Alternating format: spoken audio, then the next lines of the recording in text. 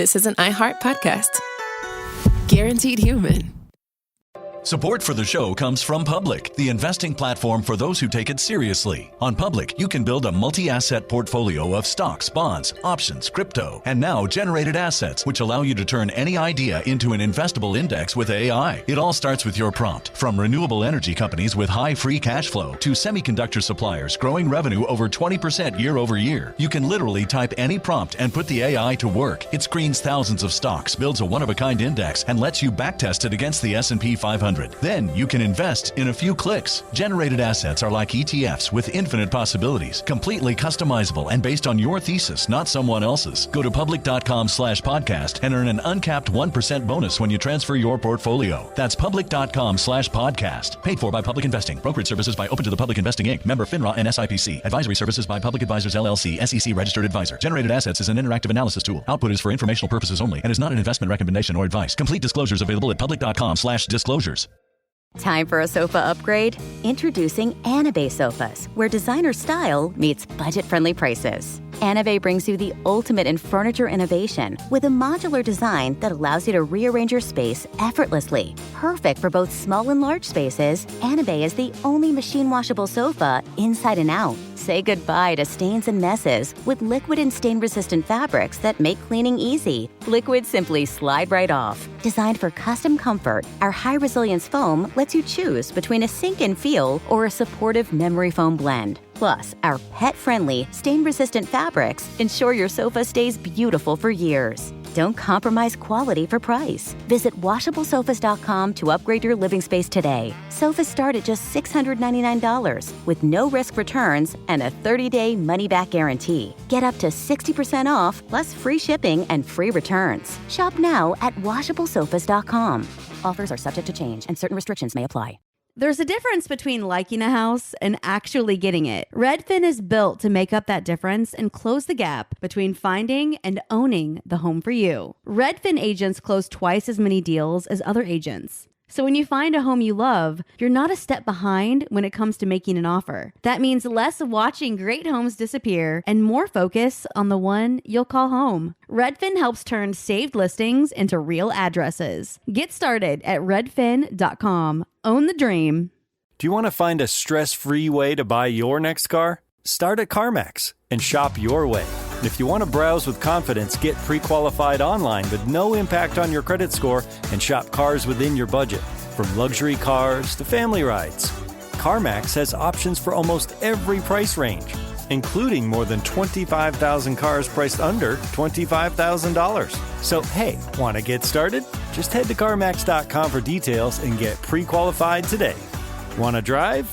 CarMax. Cool Zone Media.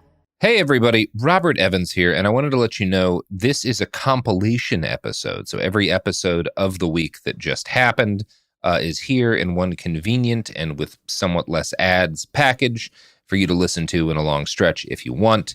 If you've been listening to the episodes every day this week, there's going to be nothing new here for you, but you can make your own decisions. Hey, It Could Happen Here listeners. I wanted to flag that we have launched individual feeds for some of your favorite shows that currently run within the It Could Happen Here feed. We wanted to make these shows more accessible and easier to share. You can still listen to these shows in the It Could Happen Here feed, but can also subscribe on an individual level. So check out Executive Disorder, White House Weekly, Myanmar Printing the Revolution, Marshall Islands After the Bomb Dropped, Migrating to America, A Dream Worth Dying For, Stop Cop City, To Defend a Forest, and Margaret Killjoy's Cool Zone Media Book Club. Listen now on the iHeartRadio app, Apple Podcasts, or wherever you get your podcasts. This is It Could Happen Here. I'm Garrison Davis. One place that it is happening right now is Washington, D.C., where Trump has undergone a quasi-military takeover of the city. And to discuss this, I'm joined by Bridget Todd, D.C. resident. Gare, so I was on the podcast a few months ago talking about Trump's history of threats to DC, and that has really all come to a head. So I'm really happy to be sitting down with you to talk about it. It has been a rough few days here in DC. I mean, if I am coming off like I sound tired or weird or stressed, it's because I do feel those things. It's been a lot of feelings. Most of that, I just hate watching Donald Trump get up in front of America and straight lie about my city and my home, a place like DC that, it's where I'm from. It's where I spent most of my life. It's pretty difficult to have the national conversation be about what a bombed out shithole my home is. So I sort of wanted to get into the basics of what's going on and what I think it all means for everyone, not just people in DC. So by now, you've probably seen that on Monday, the Trump administration announced that they were federalizing DC's police force, the Metropolitan Police Department, or MPD. They also announced that they'd be sending National Guard to DC. Because DC is not a state, Trump actually, and any president, would actually have authority over DC's National Guard. So despite not being a state, DC does have a National Guard. The authority over it is just in the hands of the president. So with a stroke of a pen, he can just deploy DC's National Guard whenever he wants. He's also sending in National Guard from other states. To do this, Trump evoked what's called Section 740 of DC's Home Rule Act, which allows for the president to take over MPD for 48 hours with possible extensions up to 30 days in times of emergencies. I'm kind of putting emergency in quotes because the emergency that he is saying is crime, but we'll get into why that doesn't really hold water in a moment. So I really can't overstate how unprecedented this is. No president has ever done this before. Yeah, no, I somewhat relate to your pain here of your city suddenly being thrust into national spotlight as Trump sends in, military style police. I guess a version, although with very different methods of justifications, happened to my then city, Portland, Oregon in 2020, which I'm sure most people listening are familiar with.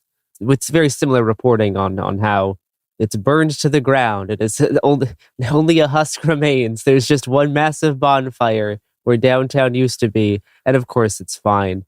But the actual presence of groups like Bortak actually create situations where there's massive amounts of violence being done by men in army fatigues. What's in DC is I think notably different and a semi-extension of how he was testing out this type of thing in LA earlier this year, but with less of an end point. LA's stuff was more about trying to push forward these deportations and renditions as quickly as possible. So he's just taking control of the whole city indefinitely, it seems now for DC. In some ways, yes. To be clear, because DC is not a state, it is unique from any other place in the country in that the president kind of does have more authority over DC than he would in other places. And so yeah, this is definitely a federalization of our police department in terms of it being a larger takeover of DC. We're not there yet. This is something that he has definitely threatened. This is something that he loves to talk about. That would include the president taking over pretty much every aspect of life in DC. So our public schools, our roads, our social services, all of that, revoking home rule, that's what that would be. That is definitely a threat. We should all be very aware of that. And it really makes clear why DC needs full statehood yesterday, right? This is an issue that should have been solved forever ago. But right now we're talking about, specifically law enforcement and the police, which on its own is pretty bad. No, that's always the first step. As soon as you take control of the enforcement mechanism, then no one really is able to stop you from doing other things. And that's why the first steps in all of these weird far-right Silicon Valley plans for how they can quote unquote fix the government, being able to take total control over the law enforcement apparatus is always the first step, because then you can kind of do whatever you want from there and no one's going to stop you. Yeah, in order to revoke home rule, it would take an act of Congress, which this Congress seems more than willing to do whatever Trump wants. So that's something to keep in mind. Yeah, I think that for residents of DC, I think the changes have been so stark in the last just couple of 48 hours that I think it's very important to keep in mind what could be coming down the pike and definitely be aware of it.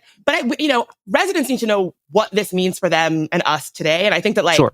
It's just really important to highlight that. I think that because of the nature of DC, it being the nation's capital, but also where more than 500,000 people live, I think it's really easy for people to forget that the experience of like people who live here like me, you know, and I think it's in this moment, the people that I'm talking to on the ground really are like focused on making sure that folks know what's going on, have resources, you know, understand their rights, understand that their rights have not changed just because of this act this week. And so, I mean, the thing that I am emotionally and personally struggling with is this smear of my city being this like dangerous hellhole. How did you manage that? What was the experience of going through that? Like the dissonance of like your experience every day navigating the streets of this place where you live, and then hearing the national conversation about it be so different from how you were experiencing it. I think eventually it just kind of became like a point of pride and more like an absurd aspect, which keeps like unwanted tourism down. I don't think it really, in the end, bothered people in the long run. And the reason why people had a big problem with it specifically was because of federal law enforcement who were taking over blocks of the city. Like that was the actual like crux. Like Republicans constantly talk about how, you know, insert any city here is like falling apart, is overridden by crime, is you know, a fallen state. You can't go out, and like they just kind of pick a new one to put all the attention on like once a week. So we're kind of like used to this rhetoric. It's more so the actual like physical presence of law enforcement and how that changes the way that you're able to go throughout the city, and the presence of like militarized federal law enforcement that affects like just regular people. It's not just rhetoric. It actually changes how you get to interact with your city. And I guess that's the thing that actually caused people in Portland to be much more upset, which resulted in tens of thousands of people going out into the streets and saying, no, we don't want you here. So I think more so than just like the rhetoric of how XY city is burned to the ground, it's more so like the actual physical daily life that produces the actual tension within the city, and how that gets changed and altered with federal law enforcement. Exactly. I mean, that's pretty much what's happening on my streets in DC. So about 850 officers and agents took part in this, what they called massive law enforcement surge across DC, where they had between 100 and 200 soldiers out patrolling the streets like beat cops at any given time. And so, you know, some of the things that we've seen in the last couple of days, just simply as a longtime resident, like, just simply do not make sense, right? Having federal agents patrol places like Georgetown, which is very safe, at 10 o'clock at night. That happened last night. Well, Georgetown actually might be the most dangerous place in the city. Well, in some ways, right? But like, if you're thinking about like the kind of crime they're talking tough about. Yes. Or like the National Mall at 2 p.m. on a weekday. Places where it's like, it don't even make sense for y'all to be posted up there. You know, there was a big display of force and arrests on my block just last night in the middle of the night, where we looked out the window and it was car after car after car of Border Patrol. They set up the lights, they made arrests, and my block is residential. So it's like places where it's like, it doesn't even seem to be making sense. And that's why we know it's really not about crime. All of the stuff that Trump said about crime and his presser, I mean, it was all just lies. Like, not like, I guess I don't need to tell anybody listening to this, but like, in case you are curious whether or not there's any credence to the fact, well, like, oh, well, is crime going up in DC? That is not true, right? So violent crimes have been going down the past 2 years in DC consistently. Absolutely. So it is true that DC did have a spike in crime in 2023. But since then, crime is going down. If you watched that press conference, he threw out a lot of stats about how crime is going in the wrong direction. By every measure, that's simply not true. He said that in 2023, the murder rate in DC reached the highest rate. This is him. He said, probably ever, going back 25 years, but that they don't know what that means because the data just only goes back 25 years, saying basically that they didn't collect crime statistics way back then. Think about that for a second. 25 years ago was the year 2000. Do you really think that crime data was not being collected in the year 2000? It absolutely was. We absolutely know what crime in DC looked like in the year 2000 and beyond. And so if there's one thing people might know about DC is that in the 80s and the 90s, we were hit hard by the crack epidemic. Crime was genuinely very high. The city's own crime statistics, which we did collect from the 70s, 80s, and 90s when the population in DC was smaller, showed that there was much more higher numbers of homicides and murder. So that's not just a lie. It's also a weird, obvious lie. And one that when I watched the presser, I almost didn't catch. It wasn't until I sat down and went through the notes and I was like, oh, this is not just a lie.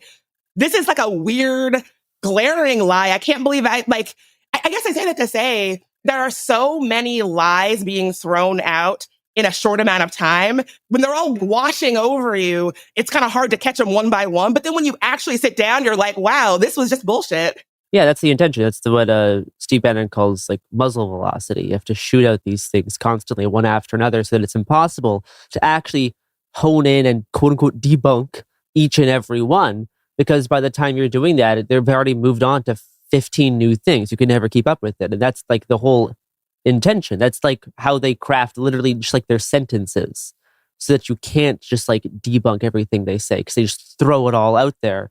And it creates this massive structure that even if you try chipping away at the sides, it doesn't actually make any effect, and it doesn't matter at all. And like, what's the real effect they're trying to do here with sending in National Guard, federalizing the police? It's to like scare Black people, and it's to scare homeless people. And that's really what they actually mean when they say there's high crime. And I think DC is has the third largest Black population in the country. That's right. We formerly called Chocolate City. We're more like a latte city today, but yeah, we have a heavily Black and brown population here. Yeah, that's what Trump's actually like focusing on. That's actually what he's doing. I feel like that should be pretty clear to anyone who's like familiar with like crime panic narratives and how they've been strategically deployed throughout the past 25 years and 30, 40 years of the country. Yeah, I mean, I don't see how somebody could see what's happening and see the way that he is clearly, like even at that presser, the list of cities he was planning on going to next, Chicago, Baltimore, it's like, okay, heavily Black cities with Black political leadership and Black mayor. Oakland. This is very clear what's going on. Yeah, interesting choice, buddy. Yeah. Like, what do all these places have in common, right?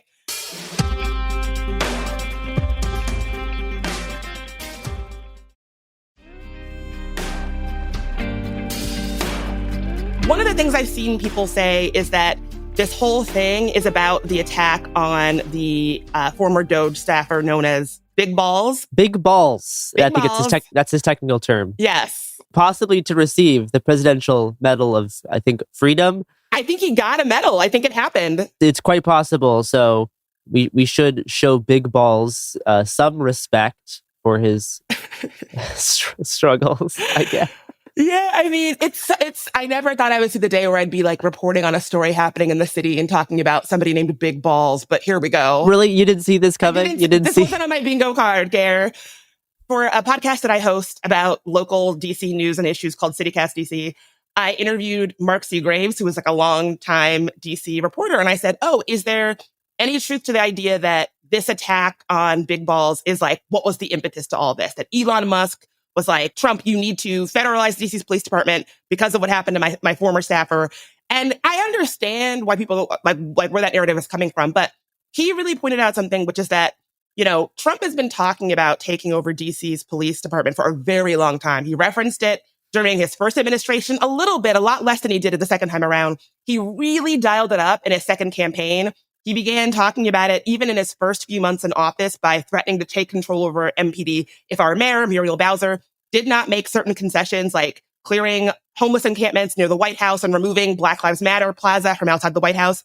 He also threatened to take over MPD and DC in general when a former Trump administration staffer, Mike Gill, was shot and killed during a carjacking in DC back in February. So when that happened, again, he was like, I'm taking over MPD. So well, the Big Balls thing.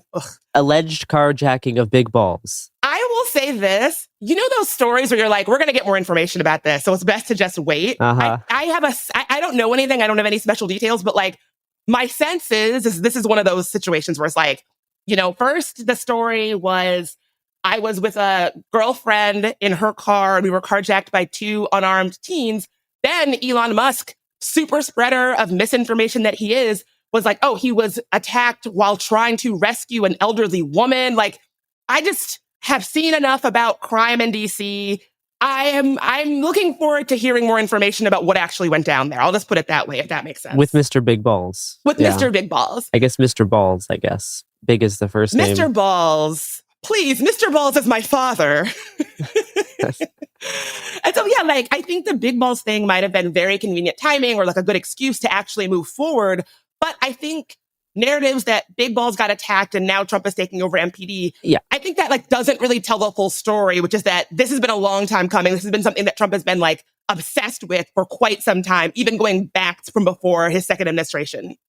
And there's been like a media campaign the past few months of specifically taking like public transit robbery videos and making them super viral of like teens who will like steal like designer clothes on public transit. Yeah. And turning this into like a national epidemic. And again, you could look at the like the shoplifting videos from a few years ago, that even though crime was going down, there was videos, very visible videos of shoplifting that went super viral to help form this crime wave narrative that the statistics don't necessarily support, to the point where you have Republicans actually like denying the FBI's own crime statistics. The FBI, famously soft on crime institution, the FBI, but Republicans saying that these stats have to be wrong because we all know that there's crime everywhere. And like, how do we know that? Because you're seeing like a TikTok video about it, and that's your proof, is you saw one or two videos of like people robbing an Apple store, and now you think that crime must be statistically higher everywhere? Okay. Yeah, and I think that's why the Big Balls narrative continues to really be so sticky. Ooh, I don't like that. Yeah, I don't mean it how it sounds. But like, it doesn't matter if you have statistics from the FBI saying that crime is going down, whatever. If you have a visceral image of like a bloodied Big Balls beaten on the street, right? Like, and so I think that it's really interesting how, I mean, I guess I'll just say it, how easily manipulated people are. Oh, yeah. And how they're able to go against the facts when they are confronted with an image of like teens robbing a CVS or like a looted out CVS. Totally. Because that is so visceral. And so that's something I've really struggled with, is like, I don't know how to counter these emotionally charged, visceral TikTok videos and images that present one thing with facts. Like, it's like very difficult to be like, well, the data says this, when people are being motivated by a different thing. No, and that's why it's almost kind of fruitless to go about that strategy at this point. And like, I don't know how to approach this. And I think it's also worth mentioning, like, we are not immune to this either. We might get targeted with like different narratives. Maybe a CVS robbery doesn't do it for us. But no, like, everyone's motivated by like emotional reactions to things that we see as like bad or often horrific. And that does change the way that we understand like the physical aspects, like the statistical patterns of the world. But very clearly, like, we're emotional creatures. That's what drives us. The fact that the emotional plight of Big Balls is driving the ruling party in the country right now is just a little bit more notable because it's one white guy named Big Balls. Yeah, it's true. And it almost doesn't even make sense to like combat the idea that this is about crime. But I know it's not about crime because, one, the Trump administration recently made very drastic cuts to DC security funding. And so if he was really very invested in crime in DC, seems like something that his administration would not have done. Also, something that our mayor, who I do want to talk about, has said is that, as you were sort of alluding to earlier, federal agents and military personnel are not the people who are going to be useful when it comes to DC, like, street crime. These are people who probably aren't even informed about DC's local ordinances and laws. Yeah. Why would they be, right? And so these are not people whose jobs it is to be out engaging with civilians about quality of life crimes like open containers or drinking on sidewalks. I saw a pretty viral video of the police going up and stopping somebody for, he says, smoking a joint on his porch. In DC, you are allowed to possess marijuana. But he also was like, just so you know, Trump is cracking down on all of these quality of life crimes, so you can't drink a beer on your porch anymore. That's incorrect. In the District of Columbia, you absolutely can drink alcohol on your private property outside. And it's like, well, how would he know? He's not even from here. He's a federal agent. So like, these are not people who are trained or skilled in combating the kind of civilian level street crime that we're seeing them do. This is just not an appropriate use of these people. And so the thing that kind of gets me is that for the amount of money that we are spending on having federal agents deal with low-level street crime, like per MPD and per the DOJ's own statistics, the kind of crimes that they have been combating this week are things like open container, fare evasion. So it's like, yeah, you needed an FBI agent to deal with this? What are you talking about? With the money that we're spending, we probably could house every single unhoused person in the District of Columbia with the money that we are spending on this nonsense. It's like, that's the thing that makes me so angry. I don't want to live in a city that is full of crime. Luckily, I don't, because crime is going down.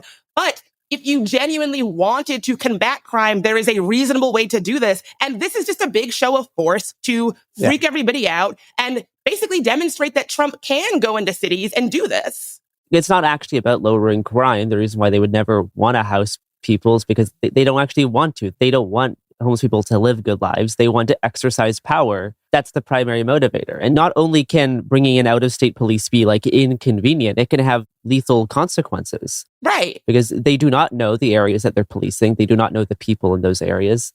They don't understand what it's actually like. When I was at the Republican National Conference Committee, I don't know. How do I not know what the RNC is actually called? I think Convention. It depends on if you're talking about the event or the entity. The entity. When I was at the Republican National Convention in Milwaukee, Wisconsin last year, I responded to the scene of a police shooting where police from out of state who were brought in for the convention were policing outside of the area of the convention and shot and killed a homeless black man because they did not understand where the homeless people have their encampments, how they solve disputes, how people can get into fights, but that does not mean you have to kill people who are having a fight. So no, this has drastic consequences. Something that the police in Milwaukee would have been aware of this encampment, would have possibly been aware of the normal way that homeless people can get into fights with each other, but are not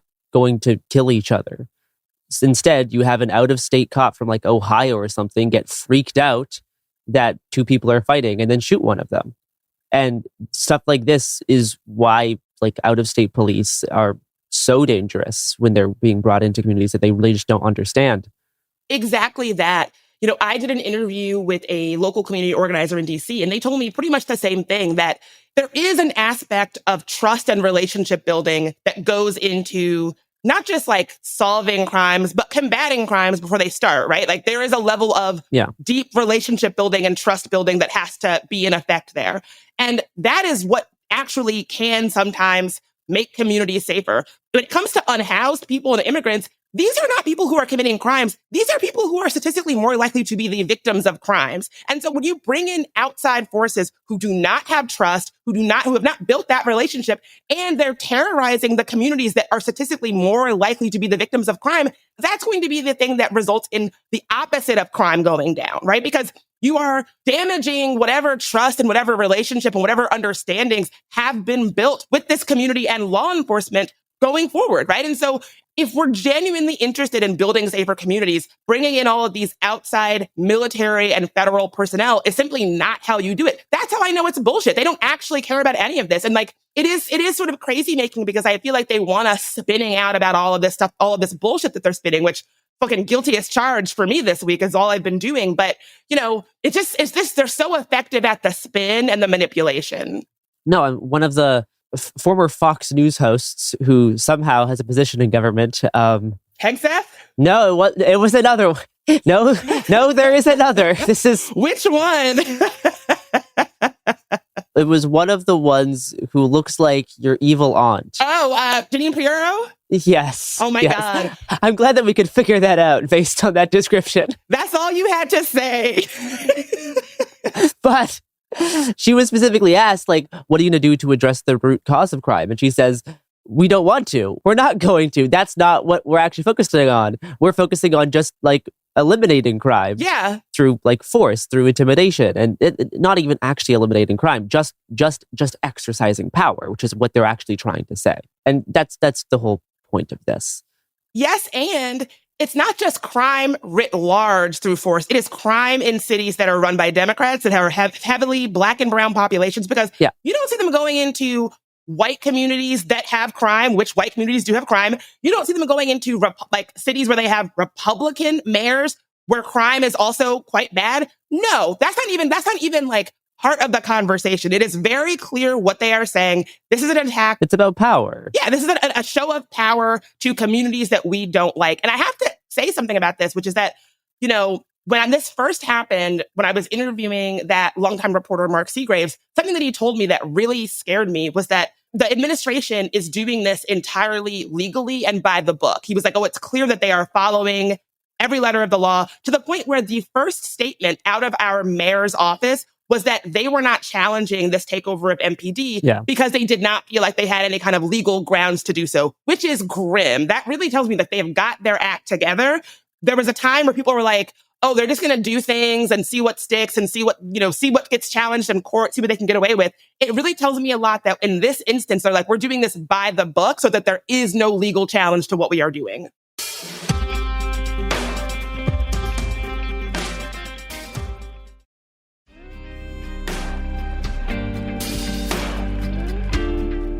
What has the reaction been like from city government? I mean, I will say I came on this podcast a while ago, and I'll say, I don't want to say I defended our mayor, Muriel Bowser, but I did want to say, she is in a position that no other elected official in the country is in, where she has to sort of play nice with a madman.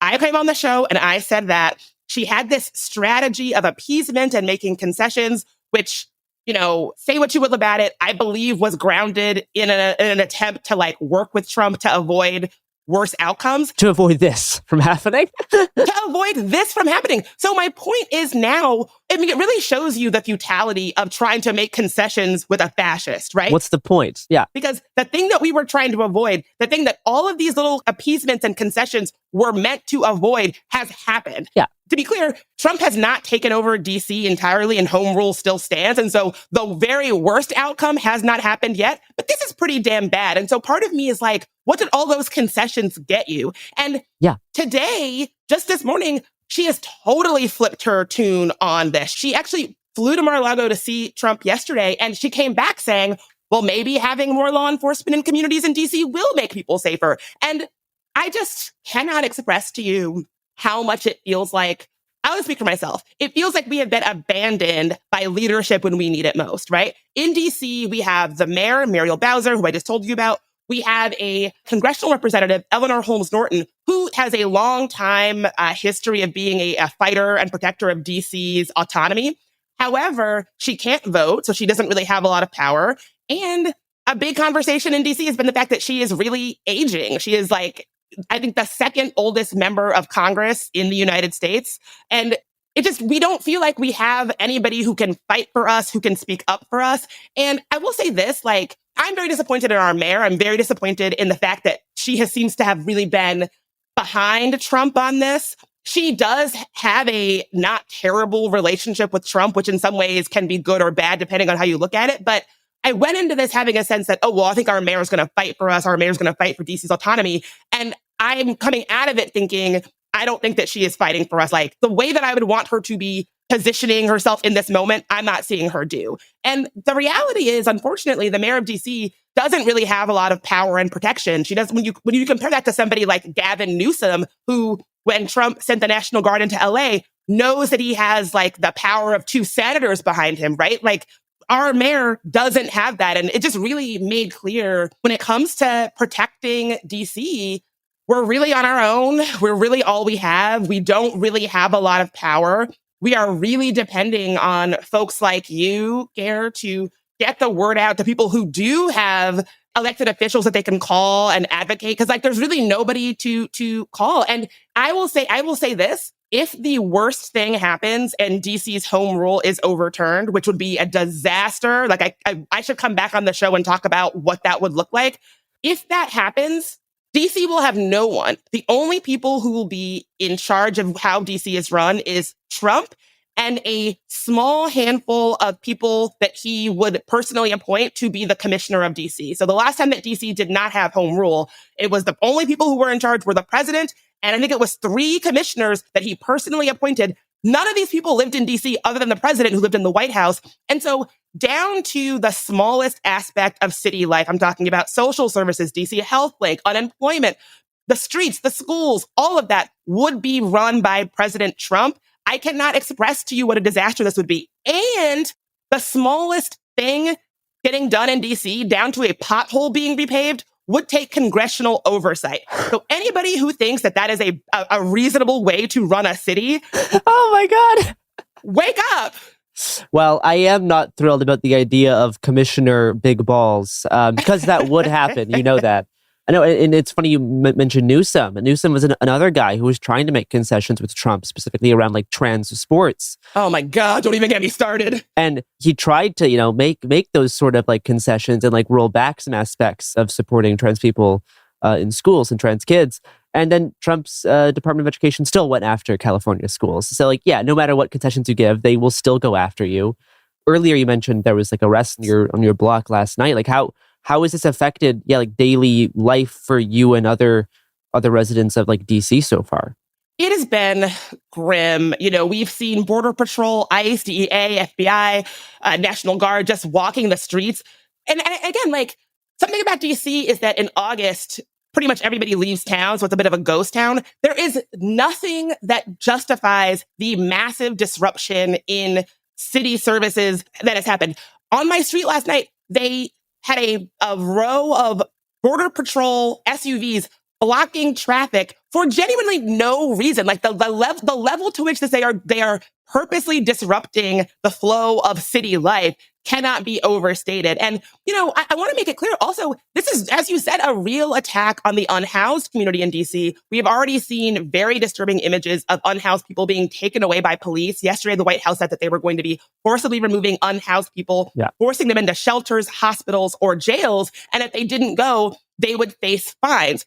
I mean, finding somebody who was living on the street, what are you doing? Yeah, finding someone who has no money. Yeah, and DC has a long history of having an issue with the unhoused community. We do not have enough shelters to accommodate people. And even if we did, not everybody's going to want to go to a shelter. And so this has been an issue long before Trump was ever in DC. And it does take some complexity and thoughtfulness to solve it, not just going in and removing people by brute force. Like that is the absolute worst thing that you can be doing for this. No, I mean, that relates to Trump's like anti-vagrancy executive order from a few weeks ago, where he wants to lock homeless people up in like mental hospitals and jails, and like forcibly so, and like change the rules for how shelters work, how shelters can get funding, mandatory like drug treatments. And really actually just trying to like involuntarily commit people into civil institutions. Exactly. I see parts of what he's doing in DC is trying to demonstrate his like plan for that and how he wants that to spread across the country, and just taking people off the street, but then locking them either in a jail or onto like a hospital bed. Yes. And there was also an ICE raid at the Home Depot out in Northeast this week. Basically, I do think that first and foremost, this is an attack on DC's Black, brown, immigrant, and unhoused community. But, I've seen images of empty bars and empty restaurants where ICE and Border Patrol are inside the place. Yeah, why would you want to go out if there's the fucking like the military parading around? Yes, it's fucking up the vibes, right? Like I will say, like, so in addition to the attacks on these vulnerable communities, like if you want to have a community where people feel safe to go out, they want to spend money, they want to like enjoy the city, the vibes are terrible. This is it's just everything that makes DC great and a good place to live and a place that people want to come and spend time and start their families. This kind of show of force goes against that and threatens that. It really does threaten. Like DC is a particular place. It's like why this is my home. This kind of stuff really threatens our way of life in ways that are it really is just sad. I'm not sure if you have like examples like what people are trying to do to cope with this or try to like stand their ground in their community, I guess. But like, how are people like channeling their frustration right now? Well, there was a very viral video of somebody throwing a sub sandwich at a military personnel on U Street. So, well, that's a start. As long as if we can get 50,000 people with sub sandwiches, we might be onto something. The hero DC needs. So that's one. Literally the hero DC needs. Yeah. I see what you did there. Yeah, I would say, so I feel grateful that there are organizations in DC, like local organizations that were preparing for this. And so organizations like Free DC, I spoke to one of their representatives earlier this week about what they're doing. And they're really focused on giving residents resources. And so they're running cop watching trainings. That's good. They're making sure that folks know that their rights have not changed, know their rights.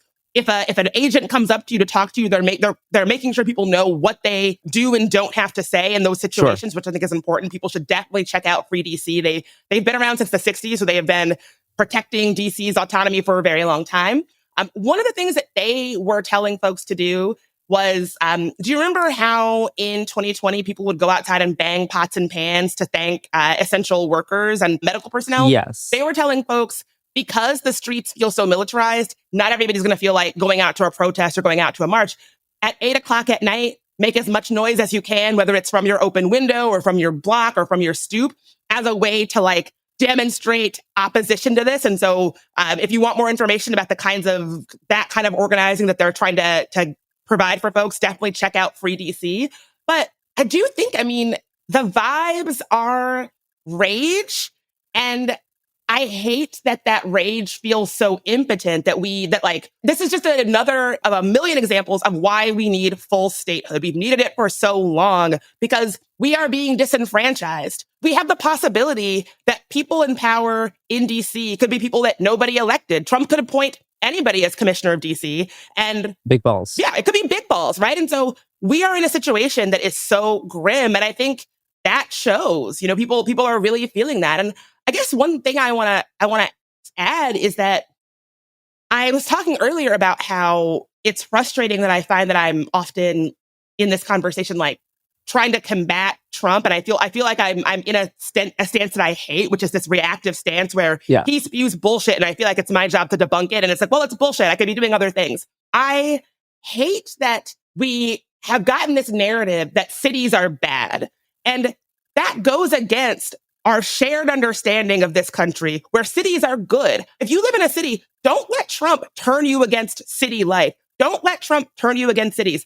People want to be in cities. Cities are good. Cities are safe. Cities are cool to live in. People want to be in the city. If people didn't want to live in DC, my rent wouldn't be so goddamn high, right? People want to be here for a reason. When Trump got up on that presser and talked about how tourists come to DC, this and that, he's right. If DC were truly a bombed out hellhole, tourists wouldn't want to bring their families here. Cities are good. And I don't think that we should let Trump rewrite the narrative that our cities are bad. Cities are good. They are good places to be. We don't have to get caught up in his fake bullshit narrative of demonizing cities. So that's why I think everyone should travel to DC. Let's all go to the Capitol, put on some masks, wave some flags, and just get in there to show we can take it over. We can take the city back. Joe Biden 2028. Let's go. Yeah, I did see this interview on News Nation where I think it was Mehdi Hasan was talking to some shithead, and he was like, "Oh, if Trump cares about crime so much, why did he pardon a bunch of January 6th attackers who threatened and attacked law enforcement?" And it's like, "Oh, the interviewer was just like, oh, come on, you want to talk about that? Come on." And it's like, oh, okay, I thought tough on crime, huh? Tough on crime, okay. No, it's crime with 3 ellipses. Not the actual category of crime. Exactly.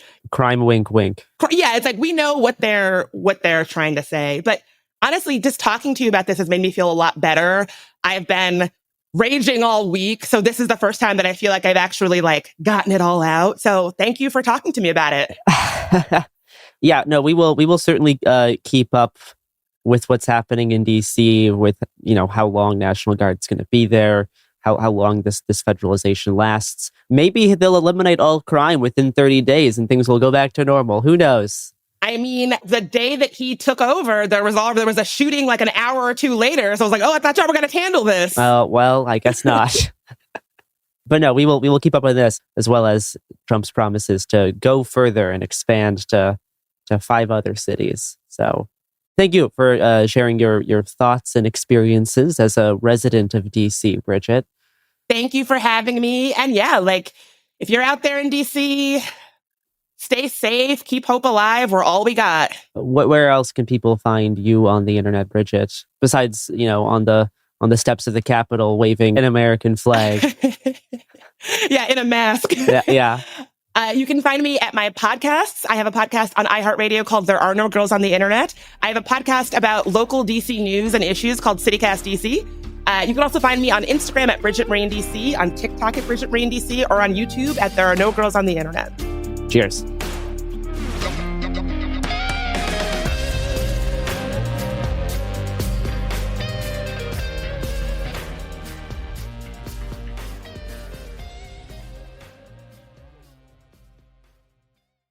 Support for the show comes from Public, the investing platform for those who take it seriously. On Public, you can build a multi-asset portfolio of stocks, bonds, options, crypto, and now generated assets, which allow you to turn any idea into an investable index with AI. It all starts with your prompt. From renewable energy companies with high free cash flow to semiconductor suppliers growing revenue over 20% year over year, you can literally type any prompt and put the AI to work. It screens thousands of stocks, builds a one-of-a-kind index, and lets you backtest it against the S&P 500. Then you can invest in a few clicks. Generated assets are like ETFs with infinite possibilities, completely customizable and based on your thesis, not someone else's. Go to public.com/podcast and earn an uncapped 1% bonus when you transfer your portfolio. That's public.com/podcast. Paid for by Public Investing. Brokerage services by Open to the Public Investing Inc. Member FINRA and SIPC. Advisory services by Public Advisors LLC, SEC registered advisor. Generated assets is an interactive analysis tool. Output is for informational purposes only and is not an investment recommendation or advice. Complete disclosures available at public.com/disclosures. Tired of spills and stains on your sofa? Wash away your worries with Anabay. Anabay is the only machine washable sofa inside and out, where designer quality meets budget-friendly prices. That's right, sofas start at just $699. Enjoy a no-risk experience with pet-friendly, stain-resistant, and changeable slip covers made with performance fabric. Experience cloud-like comfort with high-resilience foam that's hypoallergenic and never needs fluffing. The sturdy steel frame ensures longevity, and the modular pieces can be rearranged anytime.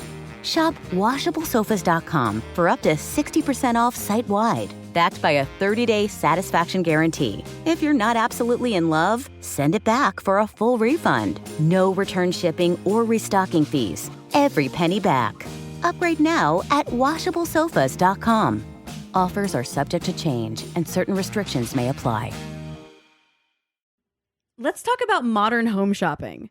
It's sort of become a fun side hobby, right? Scrolling listings at night, dreaming about kitchens you've never seen, or backyards you haven't even stepped foot in, all from the comfort of pretty much anywhere. Redfin knows a lot of people like you want to own, but are stuck in this browsing mode loop. That's where Redfin flips the script. With listings that update within minutes and tours you can book right from the Redfin app, you can see your dream home the moment it appears. Now, liking a listing is easy, but actually landing it, that's where Redfin comes in. Redfin has over 2,200 agents with local expertise. And Redfin agents close twice as many deals as other agents. That means they want to help you win, not just window shop. Redfin is built to help you go from just looking to wait, this could actually be home. So become the newest neighbor on the block. Visit redfin.com to start finding and start owning. That's redfin.com. Flag football is exploding, and iFlag is leading the way. As the Guinness World Record holder, iFlag hosts premier flag football tournaments nationwide for boys, girls, high school girls, and adults. From first-time players to elite competitors, iFlag delivers top-level competition, unforgettable experiences, and a community built around the game. Ready to be part of it? Join the movement. Find your tournament and learn more at iflag.org. That's iflag.org. I'm Michael Phillips, an historian and the author of a book about racism in Dallas called White Metropolis, and the co-author of a recently published book about the eugenics movement in Texas called The Purifying Knife. And I'm Stephen Monacelli. I'm an investigative reporter in Dallas, where I contribute to a variety of publications, as well as Cool Zone Media. I cover political extremism in Texas and beyond. Elon Musk has dominated the news since the 2024 presidential campaign, and for a lot of reasons. There's a billionaire's flirtation with neo-Nazi politics. There's his gutting of the social safety net through Doge. His soap opera estrangement from President Trump also grabbed much of the spotlight. In the past 2 years, Musk has resuscitated in 2 Texas communities one of the worst ideas from the robber baron age. In an effort to control his workers' lives on and off the clock, Musk is bringing the company town back to life. On May 3rd of this year, on the South Texas coast of the Gulf of Mexico, people went to the voting booth on a peninsula called Boca Chica. They voted to turn their 1.5 square mile patch of unincorporated land into a city called Starbase. Almost all of the voters were employees of Musk's SpaceX rocket company. So are the candidates elected to govern Texas' newest city. But Musk is clearly the power behind the throne. Meanwhile, in Bastrop County, near Austin in central Texas, Musk gobbled up local real estate in loosely governed unincorporated lands.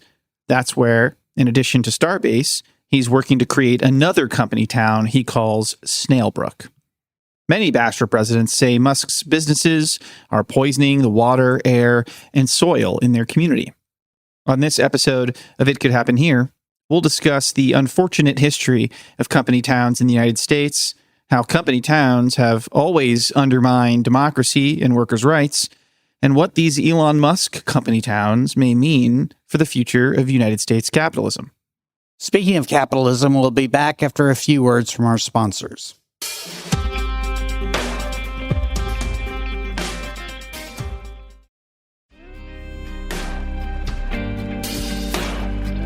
Roughly between 1880 and the mid-1930s, an astounding 2,500 company towns dotted the American landscape. A product of Gilded Age greed, at best these corporate planned communities represented paternalistic experiments in mind control. At their worst, they became miniature police states. In Steinway Village in New York, where, not surprisingly, workers manufactured Steinway pianos, Pullman, Illinois, where employees made train cars, and Hershey's, Pennsylvania, which was, of course, a chocolate manufacturing center, employers built the houses that the workers lived in, the stores where they shopped, the saloons where they drank, and the schools where their children learned. Chad Pearson is an historian of American labor at the University of North Texas, and he's the author of a noted book called Capitalism's Terrorists, Klansmen, Lawmen, and Employers in the Long 19th Century. We talked to him about the rise and fall of company towns from the mid-1800s to the early 20th century. Could you explain how company towns got started in the United States and the motives of the businessmen who started them? Certainly. So really, I think we can identify three periods, three phases. So the first phase would be we might associate with the so-called Lowell girls in Lowell, Massachusetts, which began in the 1820s and continued into the subsequent decades. These were young women, girls, and basically, they lived on the campus, the town. The boss would decide when they would work and when they would eat and that sort of thing. After that, we have another phase which we could identify with George Pullman and the Pullman Company just outside of Chicago in the late 19th century, really in the 1880s. Again, these were very controlling environments in which, the employer had all the say. Workers would live in company housing again. They'd go to the company church and, we're really controlled both during and after the workday. And then we have a whole bunch of mostly in mining and textile, lumber communities. By 1939, there were 70 planned industrial settlements built after 1900, so quite a few. So whatever period we're talking about, these places were infamous for management's use of surveillance and power. This is designed really to fundamentally control folks, which found expression again in homes, workplaces, and churches. You would have to sign contracts. So in a place like mining towns in West Virginia, you'd have to sign a contract that gave the boss the authority to evict labor activists or people, workers who might be involved in trying to improve their conditions by fighting back. Or they would be evicted for so-called undesirable behavior. Again, that generally involved things like union organizing. Pearson described these company towns as mini dictatorships in which fighting for better conditions could result in harsh retaliation, and in which ministers that were hired by the company at a church built by the company bosses fed workers a steady stream of propaganda. This happened in places like New England textile mills to coal mining areas in Alabama and West Virginia. What might happen, say you're active in a union or you're resisting your boss, right? The boss or his underlings might send in mine guards and say, you and your family get out. Throw their stuff, their furniture on the street, and there would be no accountability, no way to address that problem. You'd also have company towns. You'd have you'd have preachers who would preach the company line as well, right? So that kind of pro-business, pro-capitalist indoctrination was expressed both in the workplace and from the pulpit. A key way that company towns controlled workers was by not paying them in actual American dollars, but in paper certificates called scrip that could only be spent at company-owned stores. This gave the company monopoly power over what their workforce bought. A 25-pound sack of flour costs $2.50 at the company store. It costs only $1.90 elsewhere, right? So this was a way for companies to sort of corner the market, if you will, right? They could jack up prices. You were basically a slave to the system. George Pullman, who established the company that made luxury railroad cars, created a company town in Illinois in 1881. Pullman presented his experiment to the world as a utopia. The workers' houses there had natural gas and running water, which was not the norm at the time. Some even had indoor plumbing. The town had retail shops and well-supplied markets, and tourists visited it as a supposed ideal community of the future. In spite of the apparent shininess of Pullman, Illinois, the relationship between Pullman and his employees turned violent in 1894, as Dr. Pearson explains. So George Pullman began creating this utopian community in 1880, okay? That's shortly after this massive nationwide strike in 1877 of railroad workers. So a lot of bosses in the aftermath of these massive confrontations were like, okay, we got to do something. We got to do something to solve what they called the labor problem, the labor question. And one way they did that was through welfare work, trying to be more benevolent, right? Carrots as opposed to only sticks. And so Pullman was established in 1884, just outside of Chicago, had about 12,000 residents. And it was at the time the largest, most famous company town in the nation. And he did, let's give credit where credit is due, some things that did improve the conditions for employees. So he had a company doctor. He oversaw a good school system, funded athletic programs, a company band, and he modeled this on a company town outside of Bradford, England. So what we see is, the company towns do not originate in the United States. They're sort of a phenomenon that we see across the industrialized world. But of course, there was also a darker side. He banned alcohol. He restricted tobacco use. He imposed a curfew, right? So you want to go out, it's 5 o'clock somewhere. No, it's not, right? And so it is also pretty expensive to live there. Residents had to spend something like 30% of their money on rent. And when they saved enough money, an impossible thing to do often, when they did save that money, they would get out. Pullman's experiment in welfare capitalism came crashing down when the United States sank into an economic depression that lasted from 1893 to 1897. At one point, 3 million people, or about 20% of the country's workforce, could not find jobs. Hunger and suicide became rampant as hard times dragged on. And Pullman laid off hundreds of workers and slashed wages by 33% during this time. Residents of the company town in Illinois struggled to pay rent at the Pullman-owned housing, where management refused to lower prices. Eugene Debs, who would soon emerge as the leader of the Socialist Party of America and would serve 5 times as that party's presidential nominee, led the 150,000-member American Railway Union. The ARU staged a strike calling for a rollback in pay cuts and a reduction in rents at the company housing. The strike spread nationwide, with railroad workers refusing to handle trains carrying Pullman cars. President Grover Cleveland dispatched 12,000 troops to crush the uprising and reopen the rail lines. Federal marshals shot 2 strikers to death in Kensington, Illinois, not far from Chicago, while authorities arrested Debs and put him in prison for defying the court order by continuing the strike. In a sop to workers, the House and Senate unanimously passed a bill creating what we now know today as Labor Day. Later on, in jail, Eugene Debs becomes radicalized, reading Marx, runs for president a few times after that. Bottom line, workers lost the strike, but Pullman's experiment soon ended. The Illinois Supreme Court ruled that George Pullman's ownership of the community was in violation of its charter and dismantled the town in 1898. So a dramatic period in U.S. history, one of the most important struggles in U.S. labor history. And it really showed the way in which bosses, the state, came together to really fight labor. By around the end of the 1800s, about 3% of the American population lived under the almost complete control of their corporate masters. Meanwhile, an extensive network of spies filled company towns. These corporate agents posed as fellow workers, bartenders, mailmen, or just another customer at the store. They reported to management any malcontent who complained about working hours or wages. Fired workers were often placed on a blacklist that was widely distributed among corporations and made landing a new job even more difficult. Some mining towns resemble prison camps. Armed guards surrounded the towns to keep out union organizers.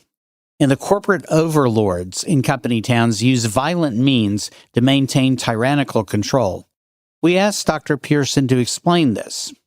Now, Dr. Pearson, you titled one of your books Capitalism's Terrorist, and you were referring basically to the fact that corporations, including the ones that own company towns, often use private armies, armed militias, or they basically hired outside violent groups to control labor. Could you go into that a little bit more? Let me read you an anecdote from Vandergrift, Pennsylvania. Vandergrift, Pennsylvania is a company town not far from Pittsburgh. It's a steel town. And in July of 1909, during a strike against the American Sheet and Tin Plate Company, the company's superintendent was a guy named Oscar Lindquist. He led a mob of hundreds to a hotel in the nearby town of Apollo where the union organizers were staying. So there's an effort to build union membership in this company town. And Lindquist was so pissed about their presence. So he informed the organizers that they had an hour to leave town and that he would burn the building down if they refused to comply. When they protested, insisting that they had free speech and assembly rights, Lindquist claimed that, quote, his word was the law. A local town official reinforcing Lindquist's demand gave the men until the next morning to leave. So we have threats of like burning places down, killing people, right? And ultimately, no accountability. I think it's fair to call these people terrorists. The harshness of company towns inspired worker resistance, including what came to be known as the Colorado Coalfield War. We'll hear more about that and a tragedy that came to be known as the Ludlow Massacre after this break, sponsored by some companies.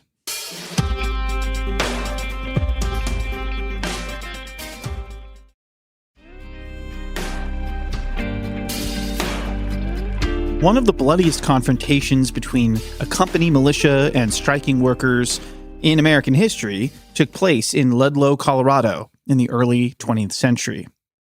The Colorado Fuel and Iron Company controlled several coal mines, and it was owned by the world's richest man, John D. Rockefeller, who also owned the Standard Oil Company. The coal workers were unhappy with several things. They were working 12-hour days, 6 days a week, sometimes 7. Through their union, the United Mine Workers, they asked for a raise and for their workday to be no more than 8 hours. They also demanded the right to live in housing that wasn't part of the company town controlled by Rockefeller and to spend their hard-earned money in stores that he didn't control. The relationship between the United Mine Workers and Rockefeller broke down when he refused to negotiate with them. Between September 1913 and December 1914, the coal miners in Ludlow staged strikes against the richest man on the planet at the time. Instead of negotiating, Rockefeller assembled a private army of local sheriffs, deputies, and private detectives. The militia armed itself with a motorized Gatling gun that Rockefeller's goons named the Death Special.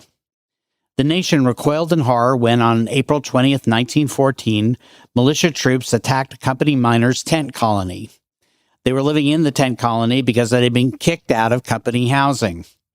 During the armed assault, Rockefeller's troops killed 66 men, women, and children. They doused the tents with kerosene, incinerating 11 hiding in a pit, including a pregnant woman. The folk singer Woody Guthrie immortalized the horrific scene at Ludlow in his ballad, The Ludlow Massacre. You struck a match and the blaze it started. You pulled the triggers of your Gatling guns. I made a run for the children, but a firewall stopped me. 13 children died from your guns. About 200 people in all died in what came to be called the Colorado Coalfield War. So we asked Dr. Pearson about the long-term impact of the Ludlow massacre and what happened to company towns in the subsequent years. So basically, on the morning of April 20th, 1914, National Guardsmen who were aligned with the Colorado Fuel and Iron Company, which is owned by John D. Rockefeller, attacked this camp of strikers, United Mine Workers, strikers, ultimately killing 21 people, including 11 children. This brutality lasted for 14 hours. The guards torched the colony. And this came in the midst of a strike that had been going on for months, which started in September 1913. And so this was a real struggle. It was a terrible public relations disaster from the vantage point of Rockefeller and the company. The pressure to do something was great. And so what we see government officials meeting and discussing this event. There are these various gatherings of business people and labor unions trying to resolve it. And in the aftermath of this, Rockefeller worked closely with what we might call industrial relations specialists. And he became a champion of welfare capitalism. Welfare capitalism, like company unions, these sort of top-down initiatives designed to win, as I pointed out, factory solidarity instead of class solidarity. And so how successful that was, probably not. These bosses continued to exploit, but they did so with smiley faces. As we mentioned at the beginning of the episode, company towns never completely died, and they're making a bit of a disturbing comeback via Rockefeller's successor as the world's richest man, South African native and Texas transplant Elon Musk. Texas Governor Greg Abbott has been a big ally of Musk, at least until his nasty split with Trump over the president's tax and spending policies. But nonetheless, Musk is still popular in Texas, and the state and local governments, for instance, have given Musk $64 million worth of tax breaks to establish his Tesla factory called Giga Texas in Travis County, not far from the state capital. COVID-19 restrictions in California during the pandemic enraged Musk, who for a time defied state law. He derided California as defined by, quote, overregulation, over-litigation, and over-taxation, poop on the sidewalk, and scorn. In contrast, Texas stood out for its lax environmental and labor standards, as Abbott bragged to the Fox Business Channel. A need that Elon had was speed. He does everything fast, and this would have taken 5, maybe 10 years to accomplish in California. I told him that Texas moves at the speed of business. He was able to complete a mile-long gigafactory in a year and a half. That is unheard of, Amazing. Probably not replicable in any other state. Whether Bastrop residents liked Musk or not, it soon became clear that he was making a very large local footprint. Bastrop County has always been famous for its beauty. This is how Bastrop sold itself to tourists, businesses, and potential residents in the early 2000s. Next time you're on the way between Houston and Austin, or points in between, you'll want to stop here in Bastrop. We've got a pretty little place here along the Colorado River. A place with charm and great natural beauty. We're the home of the Lost Pines. So cross the bridge into the old town and have a look. We've been growing here since 1832, and growing in a good way, a way that looks to the future and that preserves the landmarks of the past. Bastrop has more than 120 homes and other commercial and public buildings on the National Register of Historic Places. Some people come here just to drive around town and see the pretty houses. There's a heavy price for moving at Greg Abbott's speed of business, however. Chap Ambrose, a landowner in Bastrop County, 33 miles southeast of Austin, said that he admired Musk for being a high-tech titan.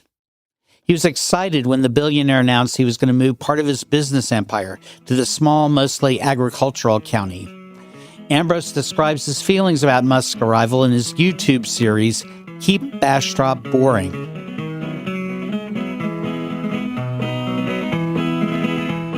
The weird part here is I'm actually an Elon Musk fan.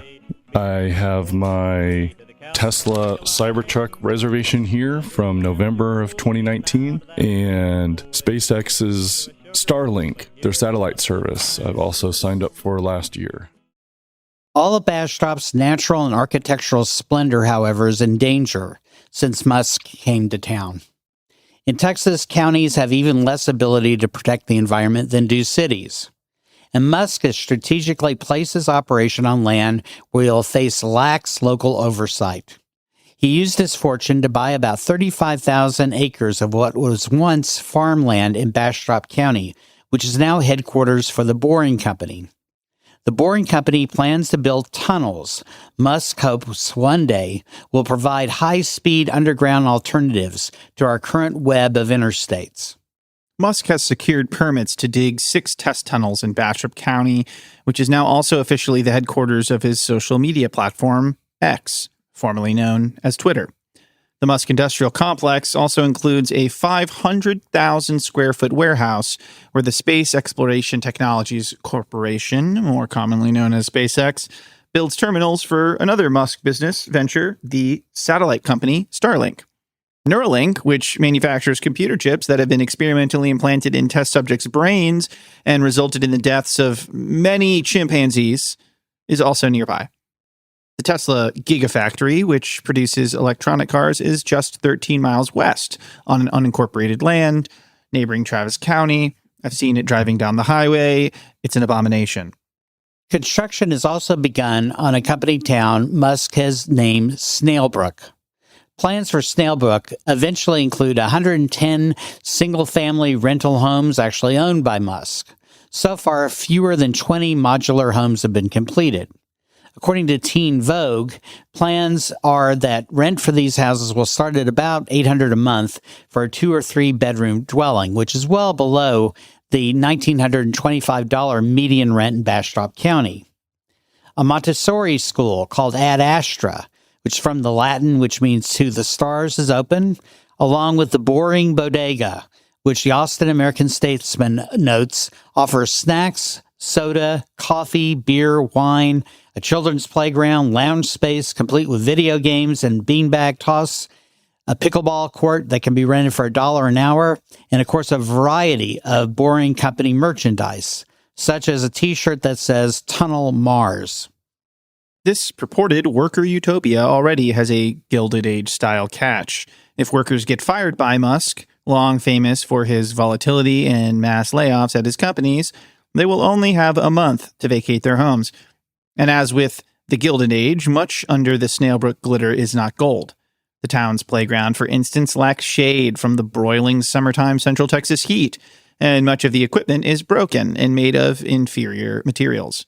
The Monacelli school initially admitted 50 students, but the campus wasn't big enough. Only 16 actually attended when classes first opened because the facilities were too small. Musk once marketed himself as an environmental savior. His electric cars would supposedly save the planet from climate change. However, in Bastrop County, he's a major polluter. The Boring Company petitioned Texas for the right to pour 143,000 gallons of treated wastewater into the Colorado River every single day. Meanwhile, the Texas Commission on Environmental Quality to date has cited SpaceX and the Boring Company 13 times because of the unauthorized discharge of water used to clean concrete trucks. The company also failed to meet state standards regarding erosion control and the release of toxic chemicals in the soil. As Teen Vogue reported, however, the resulting fines represent mere pocket change for a man who earns an estimated $1,000 a second. The self-professed Musk fan, Chap Ambrose, who we heard from earlier, said he's disappointed about all this. There's a culture of secrecy, and it seems they're actively trying to obscure the truth, not just from neighbors, but also our county officials. If you're going to prototype the world's fastest tunneling machine in my neighborhood, then I expect the most innovative and transparent safety systems to go alongside it. Why do they refuse to give direct answers? And why won't they put their promises in writing? Why do they refuse to follow the very minimal restrictions we have in Texas for development? And why do I have to go to commissioner court so that they put in a legal septic system? It seems to me that they only follow the rules and behave when they're being watched. Transparency may have disappeared forever for residents of Musk's other company town. One of Musk's most lucrative companies, SpaceX, launches its rockets about 20 miles outside of Brownsville on the Texas Gulf Coast near the Mexican border. Most of the residents near the launch site, known as Boca Chica Village, are Tejanos, and many struggle economically. The wetlands and beaches are considered sacred by members of the Carrizo Comecrudo tribe of Texas. The area residents were clearly invisible to Musk during a 2018 press conference when he spoke of how test flights such as those as he planned at the Boca Chica site were a necessary first step for exploration of the moon and Mars. The subsequent controversy was reported by a local TV station, KRGV. When asked how soon flights would be going to the moon or Mars, Musk talked about the necessary test flights that would need to take place first. Most likely it's going to happen at our Brownsville location because we've got a lot of land with nobody around. So if it blows up, it's cool. The people of Brownsville didn't agree that if a rocket ship blew up in their neighborhood, it would be, quote, cool. This comment is not sitting well with Gail McConaughey. He's been out here before. He damn sure ought to know that he's seen the village. He ought to know that it's not a ghost town. McConaughey and his wife have been living at Boca Chica Village every winter for the past 11 years. He says he's offended that he and the other residents are considered nobody. It also raises questions, he adds, about how safe the launches will be.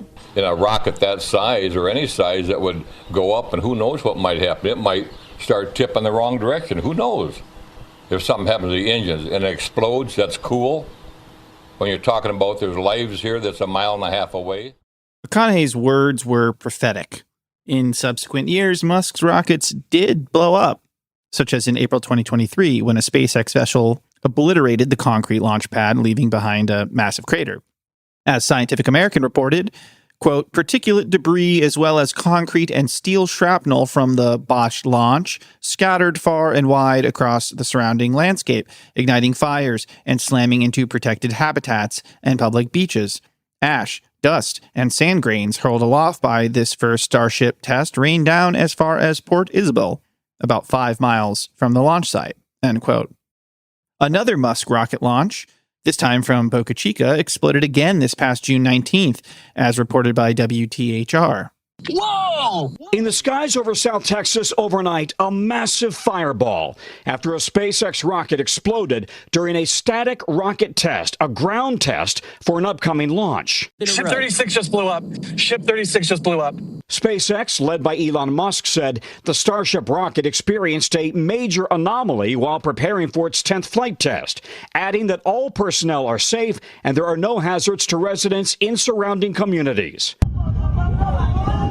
The explosion rattled nearby residents who posted videos on social media. One telling My San Antonio News, quote, our whole neighborhood felt it. It shook all of our houses.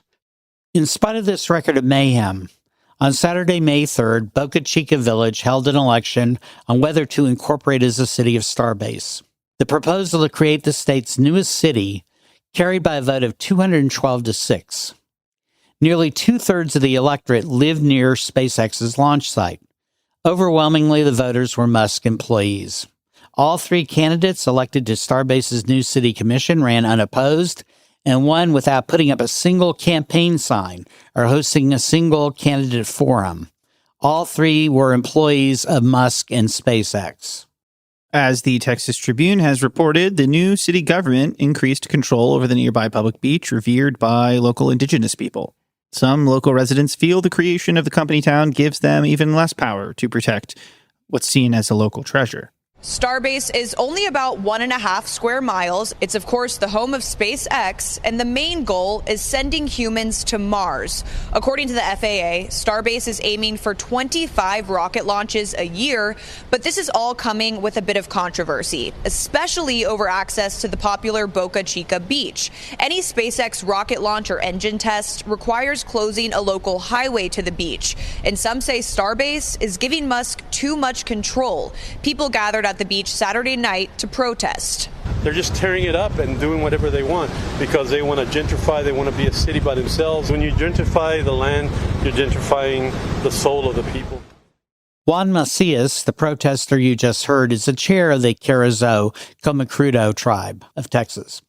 He told the Texas Tribune, quote, these hills are sacred to us. They don't know the history of the land, and they're trying to erase that. Of course, Musk has a history as well, and is one characterized by labor abuses. Like the robber barons who ruled as emperors over their Gilded Age company towns, Musk has been accused of firing union organizers. At his Austin Gigafactory, workers claim Musk either didn't pay them for overtime or shortchanged them. Those same workers charged that records were faked to document their safety training. And according to the Texas Observer, a publication I'm glad to contribute to, one worker said he was forced to work in a flooded part of the factory and had to work on a metal roof at night without lights. These are clear OSHA violations. It is highly unlikely that the state of Texas will require Musk to provide any transparency about his business practices.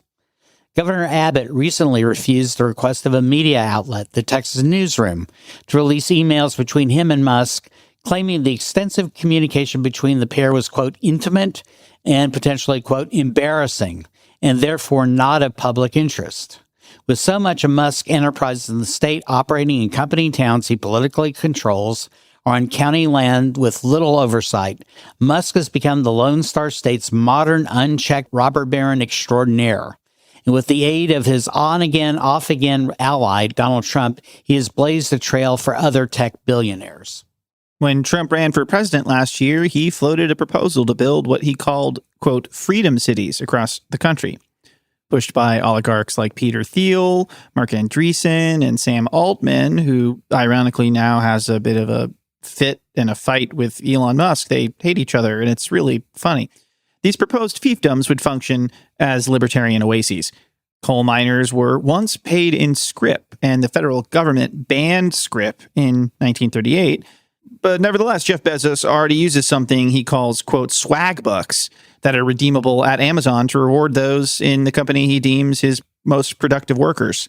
Workers in the freedom cities under discussion would not earn U.S. legal tender, but would get cryptocurrency instead, the historically stable store of value that has never ripped off thousands, maybe hundreds of thousands, if not millions of people. In the municipal monstrosities imagined in this scheme, workers would be paid not in U.S. currency, but, as I just said, this insane, highly volatile cryptocurrency. These corporate havens would operate with the barest nods to workplace safety, environmental protections, and job security, and, God forbid, might even scam their workers by trading in that same highly volatile cryptocurrency that they're paying them in. Back in Bastrop, Chap Ambrose thinks we can still embrace the future without surrendering a more old-fashioned concept of community. He hopes that Musk one day sees the light. I truly hope the Boring Company succeeds in its efforts. I think tunneling makes sense, and if they can improve traffic into Austin and around it, that'd be great.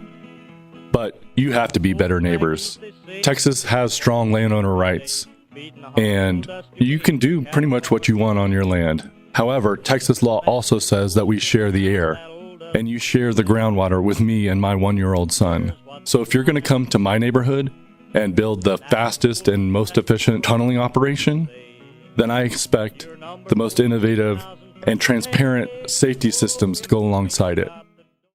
The struggle against the absolute power wielded by the rulers of the Gilded Age's company towns led to actual battles with literal casualties on American soil. Dr. Pearson reminded us that the hard life in the Gilded era, the era of company towns, represented an American norm rather than an exception. And because of Musk, Thiel, and other modern robber barons, the battles fought in Pullman, Illinois, and Ludlow, Colorado, might have to be fought once again. Some of you folks may be aware of Jefferson Cowie and Nick Salvatore's book, which he calls The Great Exception. And they argue that, most of American history is like the Gilded Age. Yeah, we had a 40, 50-year period from, the 30s to the 70s when things were kind of better, right? What blue magas and red magas alike like to celebrate. But the fact is things were pretty exploitative then as well. And so what kind of lessons can we learn from resistance to capitalism in its various forms? And I think the key one is to trust one another. There's no substitute for working class solidarity. Stop having illusions in the Democratic Party. They're not going to save you. And so to see, where there are victories when when workers are united. And we see a little bit of that, kicking ICE agents out of towns, right? I mean, politicians aren't helping us there. That's, collective action of working class people. It's not formal unions, but it's something, I see hope. I see hope in the mass mobilization of working class people, irrespective of race, gender, class, and any other identity. I'm Michael Phillips. You can find me on Substack at Dr. M. Phillips 2001, on Blue Sky and Facebook. Google my name and, quote, White Metropolis. And I'm Stephen Monacelli. You can find me on Blue Sky, and I've got a Patreon and all those other things. Thank you for listening, and we hope that you found this delightful topic about Elon Musk's desire to bring back company towns informative. Thanks for listening.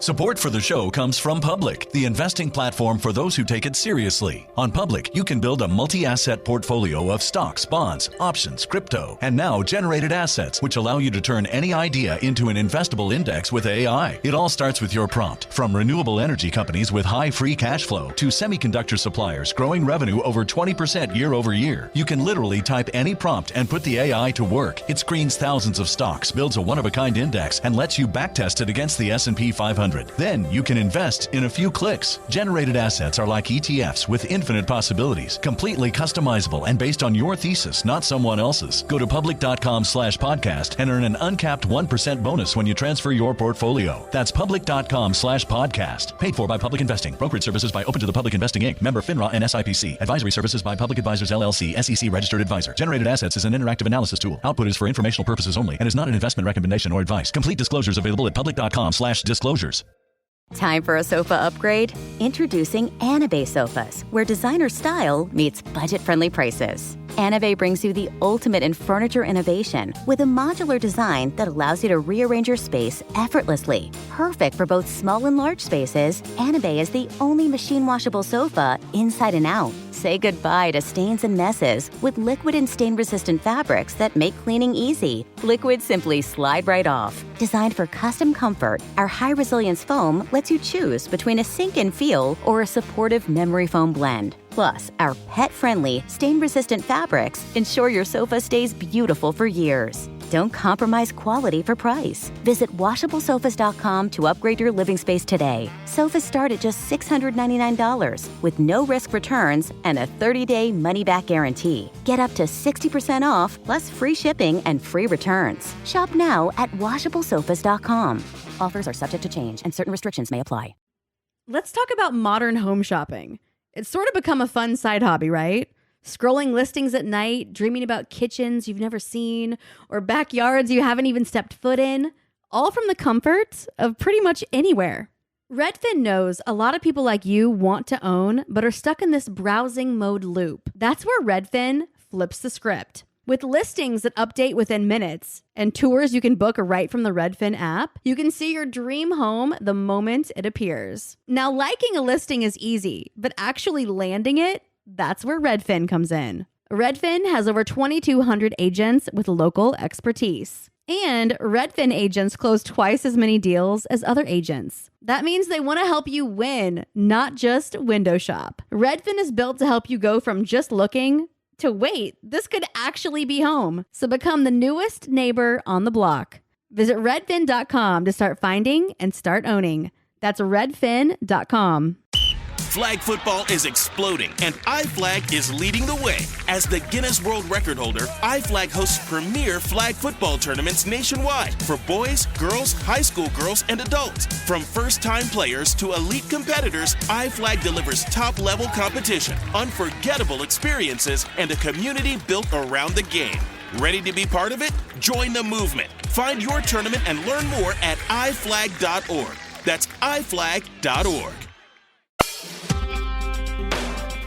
Hello, and welcome to It Could Happen Here. I'm Andrew Sage, otherwise known as Andrism on YouTube, and I'm here with... James. Just James. Don't have a YouTube. More than just James. I mean, I love talking to you, so you're more than just James to me. Oh, thank you, Andrew. That's very sweet. I enjoy these two. These are fun for me. Yeah, so I'd like to get into one of the hotter topics as of late. Not the heat, though that is a hot topic, but yeah, AI, artificial intelligence. Oh, good. Yeah, my favorite thing. Yeah, and more specifically, the ways in which AI has contributed to and accentuated alienation under capitalism and the state in the 21st century. So that's a mouthful, but it's obviously very important. Okay. Yeah, I like this a lot. In my opinion, alienation, with all its meanings really, is one of those words that you can really use to describe the current zeitgeist. The experience of separation from yourself, from your work, from the products of your work, from your community, all these things, both philosophical and material, get wrapped up into this concept of alienation. Because it's both an experience, it's something that people like feel internally, it describes the way that they see their lives, and it's also just a fact of how people work in society. Yeah. You're dispossessed of the products of your labor, and you're disconnected from the process of your labor and the outcomes of your labor. And this is, of course, all thanks to development of capitalism and industrialization and this development of a mass society, quote unquote, with all the apathy and loss of agency and weakened social fabric that generates. Yeah, it's, I think alienation is like something we don't talk about enough. It's like the thing that ties together the despair, the loneliness. Like loneliness is maybe like, it's a way that capitalism has come to talk about alienation without acknowledging that capitalism is creating alienation. Every sort of developed states in the colonial core have acknowledged that loneliness is a problem, right? I saw Gavin Newsom was launching a loneliness campaign. But like the system is a problem. The alienation is created by the way that things are. And like we can't fix it without changing the way that things are. Exactly. It comes down to conditions. I mean, in particular, I think we see alienation manifesting most in our relationships, of course, and in our work. And it's been an issue for some decades now.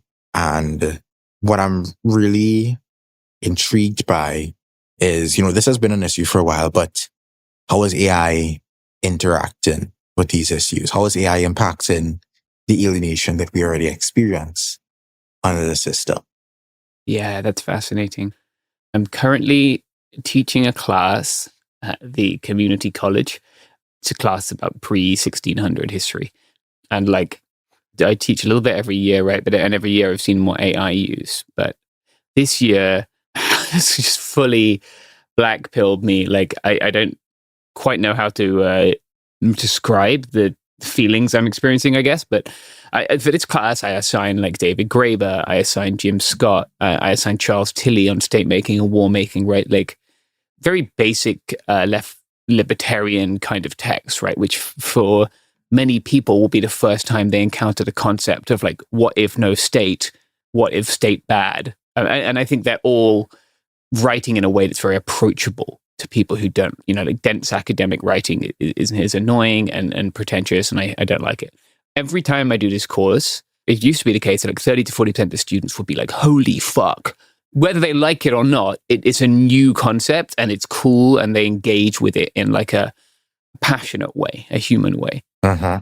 Every year it's got worse, and now like I can think of 2 students out of 100 who are like engaging with it in any human way. And I'm sure most of them, I would imagine they've either AI summarized the text, or in many cases, they certainly have used AI to just respond. I let my students respond in ways that they feel are appropriate, right? So like they could do videos or different things if they wanted to, like they wanted to make a video about it instead of doing an essay. That's fine with me. I don't care. I just want them to read the shit and think about it. Mm-hmm. But like, there's been no human reaction, and that's so sad to me. Like the reason I teach is to get young people to see the world differently. It certainly isn't for the fucking money, and that's just I'm incapable of doing that now. Or like I can't get through that alienation. That like I can't like get people to engage and like think about it.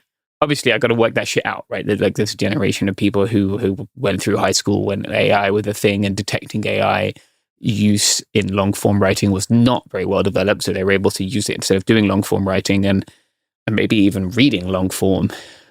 And like, I have to work out how to get those people to engage, not to be so sort of alienated from the concept of reading and absorbing big ideas. But I haven't fucking worked it out yet. Yeah, it's a really big issue, and it's only growing. You know, as AI expands. Yeah. I mean, it's not so much the focus of this episode, but it is something that I wanted to touch on. Yeah. You know, people used to be doing fine without it. Used to be able to function without it 3 years ago, and now you talk to them, and it's like they can't live without it. They have to run everything through AI. You know, people have offloaded most of their cognitive processes to AI. Yeah. You know, and obviously, you know, we talk about the environmental impact of that, the way the data centers are damaging the environment, taking fresh water and taking vast amounts of energy from the systems that we all rely upon to live. And, you know, we could, as you touched on, talk about how the schools and the education systems pretty much falling apart. Yeah. I mean, I know you're one of those, you know, genuinely passionate professors, but what I've noticed is there's this whole farce now in many sections of the education system where you have students AI summarizing material, if they're even doing that, you know, submitting AI generated essays or AI generated material, and the professors just AI graded. Yeah, I've heard of this. So it's just one big puppet show, you know, one big farce. God. Yeah, exactly. One big charade, which, you know, to an extent, education has always just been that, right? One big farce, but there are things that are redeemable about it. And I'm just talking about teaching now, and I'll stop in a minute.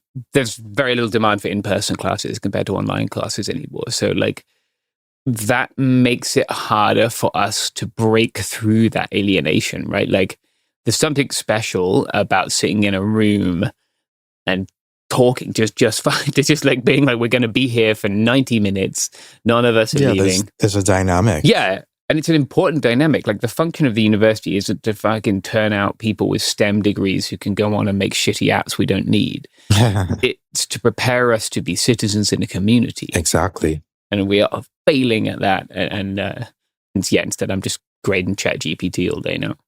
Yeah, and that's a big piece of the puzzle that we end up missing, because the way in which the sort of dynamics and the connections that you would get from the university classroom and beyond, just social connections in general, is lacking in the alienated world, and it's worsened by, you know, the introduction of AI. I managed to complete most of my education, most of my bachelor's degree, that is, prior to the pandemic, right? I was nearing the end of my third year when lockdown, you know, came into force. And then I did my entire fourth year online. Oh, wow. And honestly, I'm so glad that I was able to do my classes in person, you know, and I'm so glad that I did my classes, you know, entirely on my own in a time where, you know, AI was not a thing. You know, there were times where, you know, it probably feels like, oh my God, it's so stressful. Like, but you just had to buckle down. Yeah. You had to buckle down and figure out a way to get it done. And of course, we could talk about the perverse incentives of grading systems in schools and how that sort of pushes some students who, you know, may have learning difficulties or time management difficulties or whatever to actually do their stuff. They end up going down the AI route. But yeah, I mean, even just looking back at my experience, because lockdown hit during the semester, I had a writing class that I was a part of, and every time we went into class, it was so dynamic, it was so lively, it was so engaging. All the ideas were just bouncing off of each other. Yeah. After the lockdown, that class completely fizzled out. Everything that we were getting from it was just absent because we were entirely online. And it's really a struggle. And I think social life, not just coming out of the education conversation, social life, community and connection all ends up lacking because of the alienated nature of the system, the way that things have been set up. But also AI is playing a major role too. AI, in a sense, as a category is, you know, you can have a whole discussion about that, quibble over definitions, but in a sense, AI has already been playing a major role into how people socialize even before these large language models came to be in, because you have a sort of artificial intelligence in the algorithms that people interact with on social media. You know, people have the content they consume being curated by algorithms. They end up in these sort of echo chambers, these reinforcement loops and outrage bait and then dopamine loops.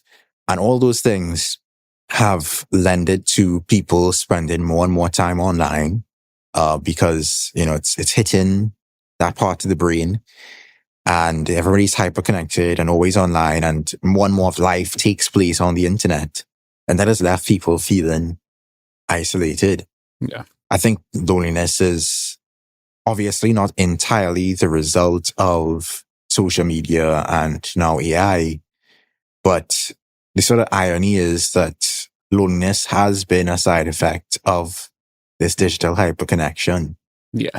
I mean, when you look at some of the factors that are contributing to this already isolated nature of our world, right? You know, people don't have as much free time. You know, there isn't as much public space as there used to be. Some people have no public space available to them. Mm-hmm. Public spaces that do exist are not open in the times when people are available to go to them.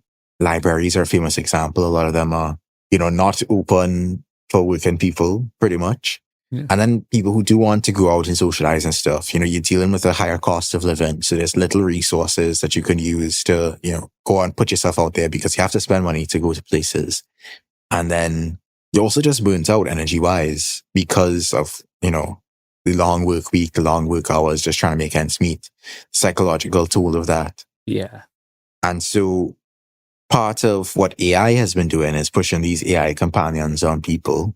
And, you know, I don't mean to fearmonger or anything, because I know there are a lot of people who reject AI and who stand against AI. And of course, that could just be the bubble that I'm in.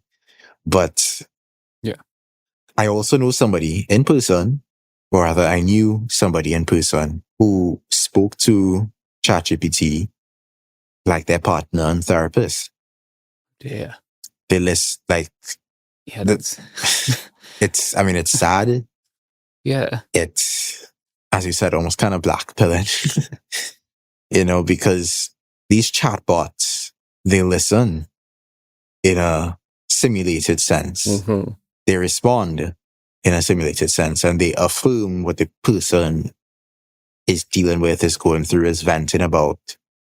They're almost like a hug box, because you don't really see chatbots disagreeing with the people they're speaking to. Chatbots are very much like, you know, fawning. You know, they try their best to affirm everything that a person is telling them. So you have this kind of cuddle box for people's egos, which in turn makes it even more difficult for them to connect to real people, because, you know, real people are going to call you out. You know, they're going to disagree with you. You're going to have friction and conflict. Yeah.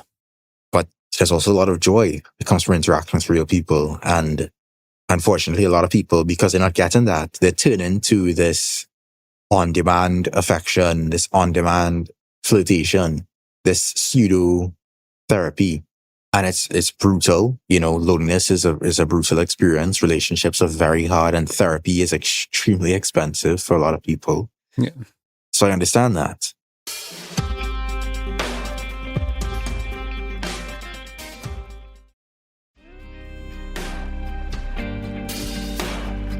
You know, you can only put so much blame on individuals, because the world is not really set up to support those kind of lasting connections. Yeah. People live very spread out. They have fewer and fewer opportunities to interact with each other. In fact, a lot of times, the last time a person had extended exposure with other people was in school or in college. And outside of that, you're just kind of on your own. Yeah. And places are increasingly not walkable. They're more car-centric.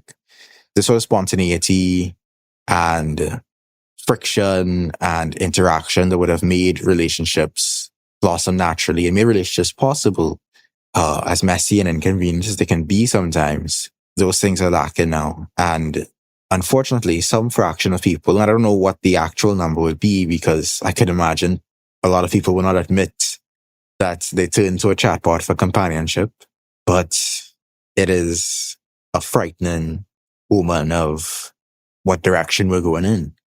And I also worry about the potential outcomes of, egoic behavior that might result from that sort of continuous interaction with something that is affirming your every belief and thought and conclusion. What kind of world are we going to be left with, Yeah, it's the world that super rich people already live in. One of the reasons that the gulf between the rest of us and the super rich, like the really, incredibly wealthy people, part of that is that no one says no to a lot of those people. And that's why they exclusively end up socializing with each other, right? Like they're surrounded by nothing but affirmation. Right. One of the things we see with Trump, right, is that like if there is a reality that he doesn't like, he manifests his own reality. He just speaks things and expects them to be accepted as truths, right? Growing up, my dad worked for a lot of extremely wealthy people, and so I've interacted with them. And like, there's a lot of people who just aren't used to hearing no or why, but not a lot, but there's a number of them. And like, I think when you see, I was just thinking about it, the behavior that didn't Trump now asserting that the Epstein thing is like it is made up, right? And it's a hoax. And it just, when we were talking about AI, it sort of reminded me of that, right? That like constant affirmation, because what AI wants to do is to please you so that you spend more time on it, I assume. And there's some way that it attempts to monetize that, I'm sure. And it just wants you to keep interacting with it so it can get more information to take into its model, I guess. Yeah, the data gold rush. Yeah, right. And like people are doing the same with wealthy people, right? They just want to interact with them such that they can siphon off some of the resources that those people have accumulated. Like it's not the same. I think that still humans interacting with wealthy people is distinct from an AI interacting with humans, but it sort of gives us a window into what the impact of that being most of your human interaction over time. Indeed. And as we speak of wealthy people, I suppose we should look at the other way in which AI is intersecting with alienation, right? Because, for the current narrative has been about, AI is taking jobs. And before then, it was about how automation was taking jobs. AI is, a form of automation. Yeah. And before that, it was just innovations in general, just steps in some technological direction would be eliminating jobs. What I always marvel at, stepping back and looking at the whole conversation about this is taking jobs, that is taking jobs, is at the root of it is this dependence on employment, on jobs, for people to have, life, to be able to live, to have a quality of life. We have gotten more and more productive. And I mean, that productivity has helped people in some ways and has harmed the environment in a lot of ways. Yeah. But we have a certain level of productivity now, and we've produced so much now that in some sectors we have more than enough for several decades to come. I think fashion is one of them where we have quite the excess of clothing for everybody. Yeah. And of course, you could talk about how that level of productivity has done damage to our creativity or craftsmanship. But it's all the worse when you think about how, even with all that productivity, the workers have hardly benefited. More productivity doesn't necessarily mean more pay. And so even before AI came around, we were having issues with labor and alienation, right? People disconnected from their work, from whether it be a service job, a factory job, a delivery job, whatever. Any of these jobs that you look at, it's structured at the end of the day, not around providing a product or providing a service, but around profit, around the power dynamic between the owner, the capitalist, and the worker. The worker who is not in control is alienated from their labor and from the products of their labor. And this is what Marx famously spoke about, but he wasn't the only one to speak about it. Yeah. This sort of alienated labor that is compelled rather than creative, that has no control over work, and where workers are treated as commodities on a labor market. Thankfully, I haven't had to look for a job in a while, but I've had to see my friends seeking jobs, and it's not a nice experience. You have to spend weeks, months, sometimes looking for a job that you will most likely hate, but you need to survive. Yeah. And a lot of these jobs you end up looking for, end up getting into, are not even necessary jobs. They're a lot of bullshit jobs.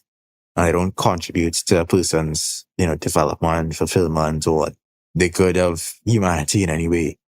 Yeah. And then a lot of the benefits that people have fought for, even for these jobs, have either been eroded, rolled back over time, or they've been loopholed out. So, for example, you're not even getting enough hours to qualify for benefits when you work at certain places. Yeah. Or you are an independent contractor instead of an employee, so that they can get away from, giving you your due. Yeah. And so then in this environment, you have AI coming in now and taking certain roles, varying levels of quality and writing and in art and in coding and in administrative work. And I don't know, I think for one, AI does a lot of these jobs very poorly. But then there's also cases where I don't like copywriting, which is something I used to do. The AI copywriting and the sort of copywriting that I had to write is back in the days almost indistinguishable in terms of it feels, generic, pointless, slop-like. It's just you're pumping this out to pollute the airwaves in a sense. Yeah, it's very it has a very formulaic nature when a human does it. It's funny when I think about copywriting, right? You can see that people have identified the completely generic nature of it, because occasionally you'll have brands who do it in a non-formulaic way and briefly see success from it, just by having some element of humanity in it. Yeah, like Wendy's when they did that for a little while, and yeah. Then every brand copied that method, and then it became stale. And yeah. Someone will sometimes puncture it for a minute, and then like you say, everyone will run after it. And then Pit Viper sunglasses is one. I guess they're very popular with right-wing bigots. Every time bigots are pictured in their sunglasses, they'll donate money to LGBTQ affirming causes or gender affirming care stuff or whatever. Depends what the people are being bigoted about. And briefly, I saw them have success with that, just because people are so accustomed to brands being apolitical rather than just being no, fuck you. So by doing the kind of basics of being a good person, it appears human and therefore not so generic, and people are briefly fall in love with it or whatever. Yeah, but I mean, at the end of the day, although corporations are not persons, there are people behind corporations. Yeah. And I guess I sort of wonder, with these kind of jobs that are now being filled in, at least in part, by AI, what is the impact on a person's self-worth? Yeah. For their skill to be just sort of swapped out for a machine, A lot of people have already felt like their work is non-essential, and then you have a sense of being replaceable and unneeded. And in some cases, the difference is negligible because, like I said, the work that was already being put out was the sort of generic stuff that sort of fills paper. Yeah. And fills screens. But then you also have more necessary, the more creative work that is also just being sort of funneled out. I'm seeing billboards all over the place that just have just nasty, smooth looking, AI generated pictures. Yeah. Just a lot of slop, slop content, slop ads, slop emails.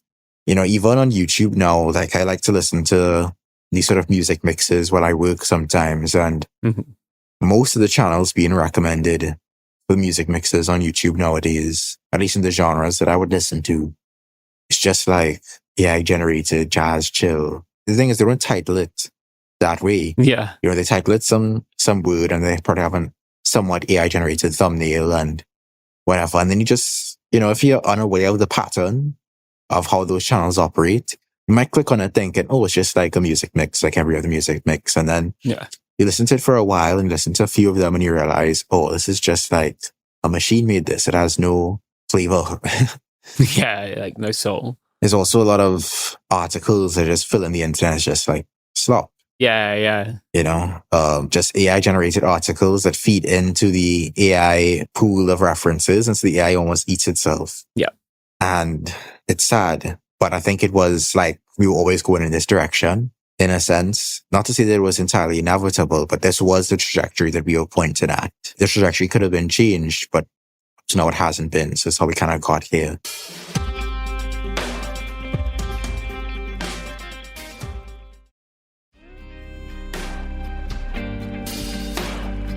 I don't know if it's just me, but I feel like there was a time when, or it may still be true, that a surplus is not always a good thing. There's something to be said about the value that we imbue to things when they are a bit rarer. You know, when you have to be more attentive and engaging with it. You know, I was actually thinking about it earlier today. When I was a child and I was watching TV, you know, if they didn't have anything on the TV that I wanted to watch, I'd have to go and do something else, right? Yeah. And nowadays, TV is pretty much unlimited because at any point in time, you can have access to anything that an algorithm could serve you up that is perfectly curated to your interests. Yeah. And it's autoplay and everything. It's just one hit after the next. In that excess, I just feel like we've lost the sort of attentive curation of your taste, curation of and valuation of things, of the effort and energy and craft goes into making things. We just end up sort of taking things for granted. And like, I think we kind of lower the standard that we will accept because it's just so much of it. There's so much volume of it. Yeah, like, and you're not so attentive to it because it's always there, that like slop becomes okay. It just kind of fills the gaps in this non-stop stream of content. Yeah, it's just filling the noise. I have to catch myself sometimes. Yeah, because I mean, just like, sometimes I just put something on. Yeah. Because it was there, you know, and I just fill the noise. Like sometimes I have to remind myself, yo, pause, just be with your thoughts for a bit, you know? Yeah, yeah. And I try not to put too much blame on myself, even as I try to work on it, because all of this, once again, is by design. Yeah. You know, these platforms, these algorithms have been set up to they've perfectly honed their ability to exploit the little shortcuts and weaknesses in the human mind to engage us for as long as possible. Yeah. Like, so even if you feel like, oh my gosh, I want to get off social media, I want to quit this, that, or the other, it's hard. Yeah. You know, even when you know in your mind that it's detrimental, that it's affecting you negatively, you still end up going back because, again, it's hacked into your brain, in a sense. Yeah. So I'm just really frustrated by the way that AI has contributed to this sort of disconnect, because I also think it makes the whole breadth of human creativity a lot less valued, practiced, and supported. Mm-hmm. You know, instead of people actually respecting and, you know, supporting the craft and the effort that goes into things, it's just like, oh, scroll to the next thing. Or for some people who seem to love AI art, it's just, oh yeah, you're obsolete now. You can be replaced by this, you know, junk. Yeah, I was just thinking about like art. Like I see it so often in like even in revolutionary spaces, I'll see it, right? Like there, I guess sometimes is what it is actually is AI accounts that have no idea what a revolution is. They're incapable of doing so because they're not human. But like I just designed to monetize clicks. You know, you'll see there's a bunch of fucking Israel stands with Kurdistan ads, which will just like AI generate pictures of Yepeshe women, like the women who fight for the ANES, right? And like it's just, I don't think these are not, again, people who are actually part of the revolution, right? There are people who want to, in a sense, objectify the revolution and the women who fought in it and continue to fight in it for financial benefit. But like it is the antithesis of the beautiful life that people are trying to build there, right? Like it is the opposite of everything that revolution stands for. So you're seeing people like AI generating these female fighters? Yeah, yes, exactly.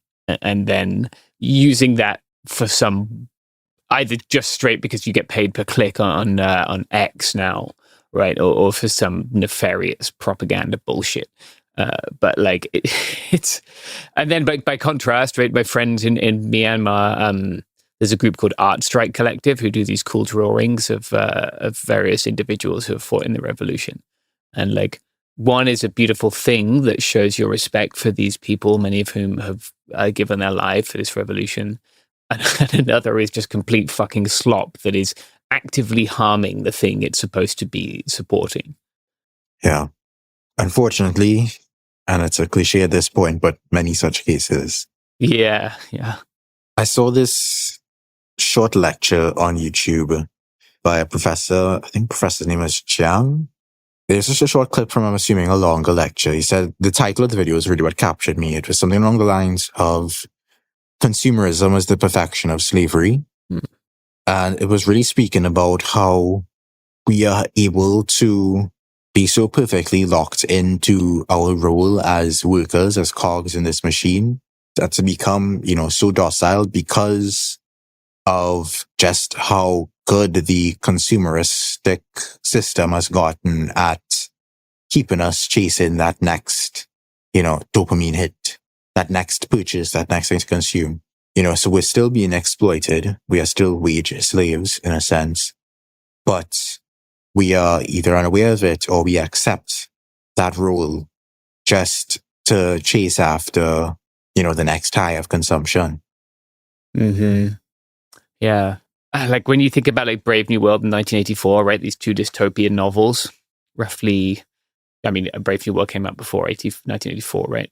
The difference is one is like a boot stamping on the human face forever, which is 1984, and Huxley's dystopia is based on people being essentially bought off through pleasure, right? Yeah, it's like unlimited cocaine for everyone. Yeah. They call it, what's it called? Soma, I think. Right. We're in the unlimited cocaine for everyone world, right? Like it's stuff. I think we're in both. It's simultaneously a Huxleyan and an Orwellian dystopia, worst of both worlds. Yeah, you're right.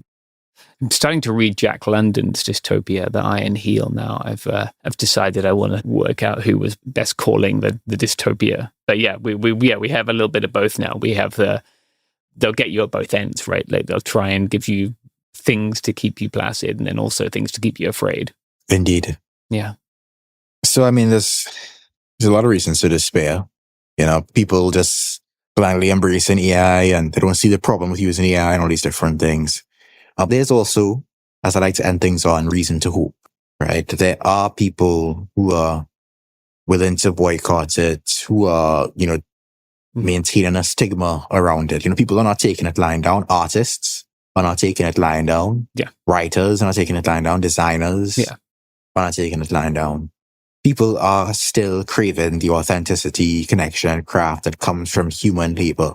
And although there's little any individual can do to resist the alienation of this society, whether it be at work or with relationships by themselves, it's very hard.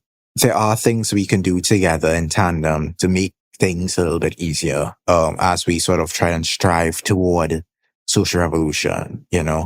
There's the classic, touch grass, log off and try and find where people are. There's also the individualist solution of reclaiming your agency by finding some version of digital minimalism that works for you. Taking a break, zoning out, limiting your screen time here and there. But really, it's going to take system change. It's going to take collective action. It's going to take us boycotting both, of course, the AI products. There's a boycott already taking place with those, but then also just striking at the pressure points of the system and prefiguring a better world for everyone. Mm-hmm. Yeah. And, I hope that everybody is able to do what they can to take steps in that direction. Mm-hmm. And so please don't use AI. Yeah. I think I always like that Subcomandante Marcos quote where he says, like, it's not necessary to conquer the world, it's sufficient to build a new one. I like that approach to this AI stuff. The way we make it so people in our community don't turn to AI to talk about things they want to talk about is to be there for them to talk to, right? To build community, to build real human interactions with each other so people don't have real human conversations with the computer. Absolutely. Agreed. Yeah. And that's all I have for today. So, all power to all the people. This has been It Could Happen Here. I've been Andrew. This has been James, and that's it. Yeah. Thanks.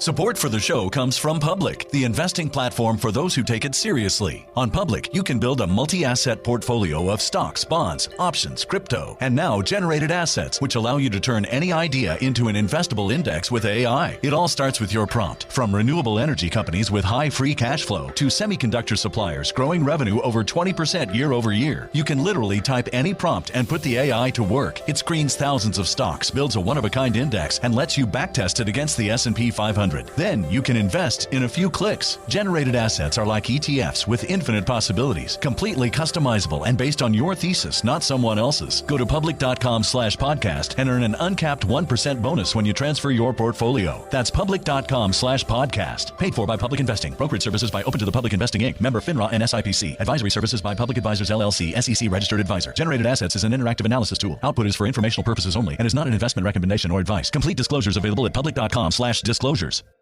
Time for a sofa upgrade? Introducing Anabay Sofas, where designer style meets budget-friendly prices. Anabay brings you the ultimate in furniture innovation with a modular design that allows you to rearrange your space effortlessly. Perfect for both small and large spaces, Anabay is the only machine-washable sofa inside and out. Say goodbye to stains and messes with liquid and stain-resistant fabrics that make cleaning easy. Liquid simply slide right off. Designed for custom comfort, our high-resilience foam lets you choose between a sink-in feel or a supportive memory foam blend. Plus, our pet-friendly, stain-resistant fabrics ensure your sofa stays beautiful for years. Don't compromise quality for price. Visit washablesofas.com to upgrade your living space today. Sofas start at just $699 with no risk returns and a 30-day money-back guarantee. Get up to 60% off plus free shipping and free returns. Shop now at washablesofas.com. Offers are subject to change and certain restrictions may apply. Let's talk about modern home shopping. It's sort of become a fun side hobby, right? Scrolling listings at night, dreaming about kitchens you've never seen, or backyards you haven't even stepped foot in, all from the comfort of pretty much anywhere. Redfin knows a lot of people like you want to own, but are stuck in this browsing mode loop. That's where Redfin flips the script. With listings that update within minutes and tours you can book right from the Redfin app, you can see your dream home the moment it appears. Now, liking a listing is easy, but actually landing it, that's where Redfin comes in. Redfin has over 2,200 agents with local expertise. And Redfin agents close twice as many deals as other agents. That means they want to help you win, not just window shop. Redfin is built to help you go from just looking to wait, this could actually be home. So become the newest neighbor on the block. Visit redfin.com to start finding and start owning. That's redfin.com. Flag football is exploding, and iFlag is leading the way. As the Guinness World Record holder, iFlag hosts premier flag football tournaments nationwide for boys, girls, high school girls, and adults. From first-time players to elite competitors, iFlag delivers top-level competition, unforgettable experiences, and a community built around the game. Ready to be part of it? Join the movement. Find your tournament and learn more at iflag.org. That's iflag.org. We had a very funny introduction. It was really good. Yeah. It referenced our company's sexual harassment protocols. It was hilarious. Mm-hmm. You're never going to hear it. We weren't recording. Nope. I was recording, so you can hear my section. Okay, yeah. If you could just accept what Garrison said without context, and we'll open with that. That would be great. Yeah. That is a classic Robert Evans intro. You just did it. I feel like it always comes from inside. Welcome to It Could Happen Here, a podcast about journalistic objectivity. That's right. A thing that we've just demonstrated perfectly. Yeah. It's the professional media class. Mm-hmm. So let's have a little talk about media objectivity, right? It's been a major tenet of traditional legacy media that they must remain unbiased. This hasn't always been the case in the United States, right? You used to have explicitly partisan news sources, which we have now with Fox News, I guess. But that's why you have newspapers. Like I think St. Louis has a St. Louis Democrat or the so-and-so Republican. Like that they would be very explicitly a partisan newspaper. It's only really when journalism sort of took on this strong professional, and I mean professional here in terms of like the professions, right? Like law, accounting, jobs that are associated with university education and a class identity, that it started to assert this kind of, it's an attempt to appear rational and scientific in its methodologies, right? And one of the ways that journalism did this was to talk about objectivity. I should indicate here that objectivity is supposed to be a means of verifying information, i.e., like that we should objectively check that what we have written is correct. The example I always give is that if I'm in a protest scene where there's a clash between Proud Boys and, a group of leftists, and, someone on the left pulls out a can of mace and sprays it first, that's objectively what happened. Now, that doesn't mean that that's the only thing I report. For example, if the person they maced is somebody who has been harassing those individuals online for weeks, or has been doxing them, or assaulted them at previous, all of that is relevant context, but it doesn't change what objectively happened in that instant. Right. It's not on me to pretend that I think these sides are equal, but it is on me to accurately report what happens. Yes. And I think one of the areas in which a lot of people, especially when we were talking about situations like this, a lot of folks in kind of legacy media get stuff wrong, is they think that all that matters is what happens in that moment, right? Yeah. And what happened previously, what's happened in other engagements, what's happened over the last 2 or 3 years of however long the conflict's been going on in that city is immaterial. Well, all that matters is what happened in that second when that reporter was on scene. And if you're thinking that way, you're going to miss more than someone who comes in with just an outright bias, Yeah. And I think very often it's seen as kind of, instead of being a value of the outlet and the way it verifies information, it's seen as being a personal kind of quality that journalists should have in every aspect of their lives. Yeah.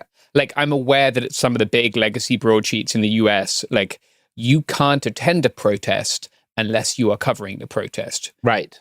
And there's even that famous case of that journalist being I don't vote because I think that would be a violation of my objectivity. Yeah. I remember I'd forgotten about that one. You're allowed to have opinions. That's just not supposed to be the entire basis of your reporting, Yes, exactly. Yeah.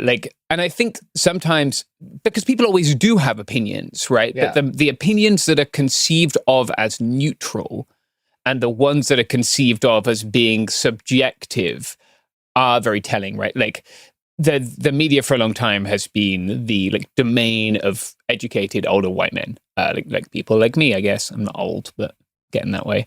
And it also has been the domain of capital and the state, right? Jeffrey Bezos owned several newspapers, pro-market biases, pro-capitalism biases, pro-state biases. Those are not really investigated much in the media in the way that other biases might be, right?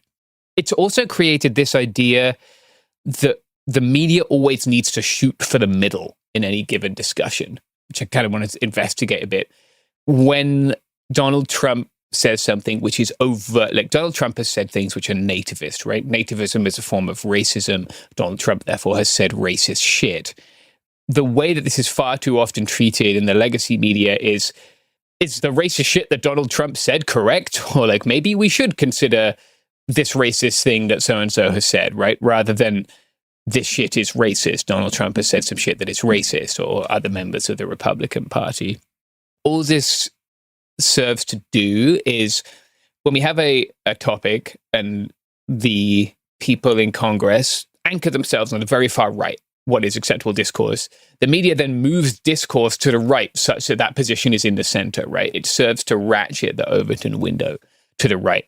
I'm demonstrating this for my colleagues with hand signals, which of course only 2 of the hundreds of thousands of people listening to me will be able to see. That's the right way to podcast. Mm-hmm, yeah. It was a very compelling mime of a ratchet. It looked like it looked like you basically were doing it. I could not tell. Mm-hmm. I couldn't tell the difference. No. That's why we call you Ratchet Strap Stout. Call me Ratchet Jimmy. Yeah. This podcast is sponsored by Invisible Ratchet. Now it's time to pivot to ads. It's not time to pivot to ads yet. I think we should talk about the way other professions concerned with the truth deal with this topic, right? Because journalism is pretty much unique in considering objectivity something that we as individuals have to embody in every action that we take. And I guess the most relevant one will be academia, which is something else I am unfortunate enough to have participated in for far too much of my adult life. So academia, it's still not great, but like we have accepted that everyone is biased in academia, right? Yeah. We rely on, among many other things, something called standpoint theory, right? Which is a cornerstone of modern feminist thought. Most of you will be aware of it, even if you're not aware of it. Basically, it holds that we see the world differently based on where we see it from. Our gender, sexuality, race, ethnicity, experience, age, and a million other things impact the truths we know in the world we experience. And standpoint theory posits that perhaps people not from a certain setting may have valuable insights into it, right? So sometimes the outsider perspective is a valuable one, but also people from that setting may see things outsiders may not see. And we have to acknowledge those biases, right? And then continue to tell the truth. How do we tell the truth? In academia, we do something called peer review. Peer review is bad. Peer review strongly reinforces the status quo, right? I will give one example. I once had a journal article, right, for a history journal, killed in peer review. The piece was about the 1909 Tour of Catalonia. That was a bicycle competition, for those of you who aren't familiar. It was killed because my media analysis didn't mention television coverage. The television was kind of crudely invented in the 1920s and didn't become widely available until the 1940s, right? Like, this is not a reasonable objection. Nonetheless, someone was able to kill my piece because of it, because that's how peer review works, right? The people who are established, the people who are in positions of power can kill your shit if they want to, and they can give the most ludicrous reason. That is how peer review, among other things, reinforces status quo, right? The other thing that we do in academia is we declare our conflicts of interest. This is something we don't do in journalism, right? Like, outlets may have a conflict of interest policy, but again, like, conflicts of interest aren't explicitly declared in a piece. Like, you wouldn't see. Sometimes NPR does this, actually. Yeah, I mean, a number of outlets do declare, like, for example, this outlet is owned by someone who has a financial interest in the company we're reporting on, or something like that. Yeah.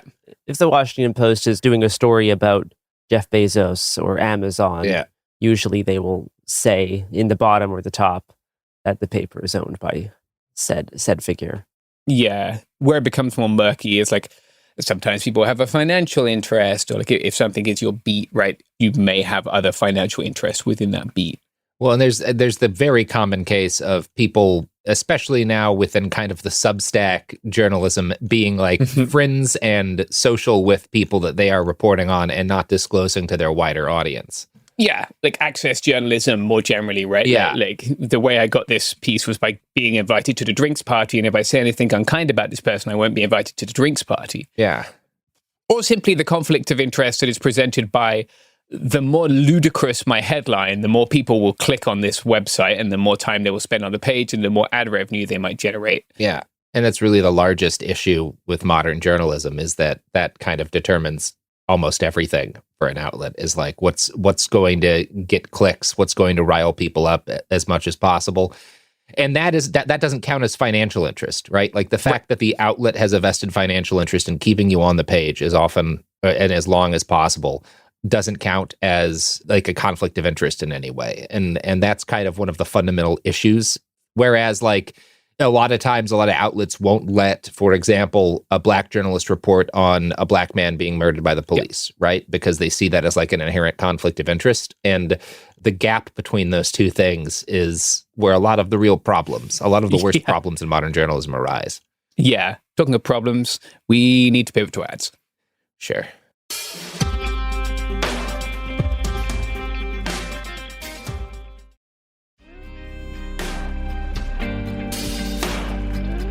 All right, we are back. Part of this also manifests in like journalists being supposed to not have any individual opinions about anything, even if it's irrelevant to their beat. This has been the case for a lot of people regarding the genocide of Palestinian people, right? Like, you could be the weekend editor. You could write about brunch. And if you work at certain outlets, you are like under pain of losing your job, not allowed to post that what is happening in Gaza is a genocide, to take a stance on these issues, right? And that is bad. Like, journalists are human beings too, and it's ridiculous to suggest that that we shouldn't or can't have opinions on these things and still do good reporting, right? We can. We just have to make sure that the reporting itself is accurate. Sometimes what this leads to is like what I guess another, like Robert, you spoke about it, that like the inherent conflict of interest that like traffic on a website presents for journalism. Another like inherent issue is that like every source is seen as biased, right? Like you said, like black folks might not be allowed to report on black men being shot by the cops, except state sources, which are far too often seen as speaking the verbatim truth, right? Well, this is what the police said. Yes, yeah, like that is how we get. I guess a pretty good example of this, I'll link to it in the show notes, is a piece I wrote 5 years ago, I think, about police officers overdosing on fentanyl. Some of you will be familiar with this, some of you will not, but it is not possible to overdose on fentanyl just from being in its presence, like in an outdoor area next to a thing that has fentanyl in it. The piece I wrote dealt with the San Diego Union Tribune, who, this was a spectacular instance, I guess, of journalists like serving as police stenographers. What happened here is that the police had produced an edited video with like music and shit of this supposed overdose, right? Of a young cop who was like, I don't know what they call it. He's like apprentice with an older cop, with a more experienced cop, and they were going around doing cop stuff. They found some stuff. They tested it for fentanyl, and this guy collapses. The younger cop, the older cop, gives him several Narcans. He's not just waste some. Yeah, no, just like, I think there was one incident where someone received 7 Narcans, which like oh man, that's a threat to your fucking nasal integrity, if nothing else. Yeah, if Narcan doesn't work the first time, I mean, people do sometimes. Often, it's not, especially like with serious ODs, they'll often put people like in the hospital on drips, but yeah, you would have to take a massive dose, not just be near fucking fentanyl. Yeah, to like be like, I think this instance, like they were outside testing it in like the boot of a car. Like it's ludicrous to think that you, and like it would be good if they familiarize themselves with some of the what an overdose looks like, right? Yeah. And I'm mixed. If they weren't cops, I'd respect the desire to like time theft from work, because I think that's what a lot of this is. It's like, oh shit, if I have an overdose, like I get to stay out of work a couple of days with pay. That's a framing I'm amenable to. Unfortunately, they are cops. But yeah. If you're a reporter, though, like, it is absolutely on you to, this person having an overdose. What are the symptoms of an overdose? What does an overdose look like? Should I talk to a medical professional? Or you could just ask the police information officer who shared this with you, how did you verify this was an overdose? With whom did you discuss the toxicology report? In this case, that information wasn't available, right? The way I was able to obtain that, just to do, I guess, clarity, is first of all, I saw the publication where they didn't mention any fact-checking that they'd done. You can also PRA the emails to the police as well as from the police, right? So you can see if other reporters have done fact-checking that way or have asked any follow-up questions that way. Had they done that, they would have found out, like you say, that you can't overdose from fentanyl this way. They didn't even try and like both sides this, I guess. Like sometimes you'll see outlets doing that now, like this cop overdosed from fentanyl, but doctors say they can't. Like it's which I still think is an absolutely ludicrous practice, right? That's like saying this person tried to fly, but the people say gravity will make them fall to the ground. Like, one of these things we know to be true. So I guess what I would propose we do instead of this ludicrous practice of like pretending to be objective about everything all the time is that we are honest about our biases, we're honest about our conflict of interest, we're honest about like our standpoint, and then we do reporting which is obviously verifiable, right? And that means like you'll see that at the end of these episodes, right, we share our sources that we used. Often we'll try and communicate where we got information from and how we got it. And I think we should strive for moral clarity in the way we say things instead of striving for this middle ground. So like, what do I mean by moral clarity? I mean saying the cops killed someone, not officer-involved shooting, right? Like, if you work with fucking words and you find yourself writing something as convoluted as officer-involved shooting, then you have strayed from the foundational reason for journalism existing. Yeah, you have gone beyond God's light. Yeah, you live in the darkness. There is, I think, a place for fact checkers. I think people got a bit carried away with fact checking. I don't quite know how to phrase this correctly. Well, I had an experience once where I'd written a piece. The fact checking of that piece centered on the fact that I had used the noun beach chair to refer to this chair. Yes. The fact checker believed that it was a lawn chair.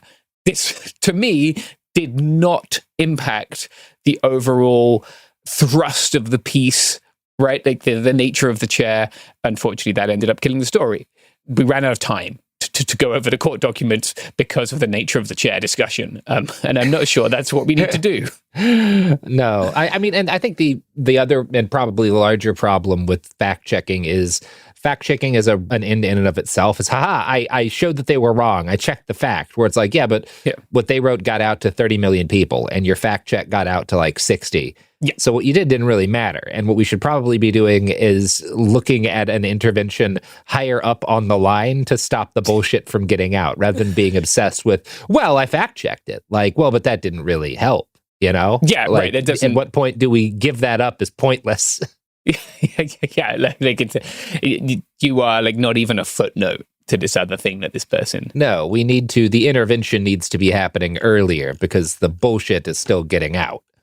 Yeah, absolutely. And this happens we're in this bizarre situation where like right-wing outlets can say what the fuck they want, right? Like we have whole massive media empires going in on this idea that the 2020 election was stolen.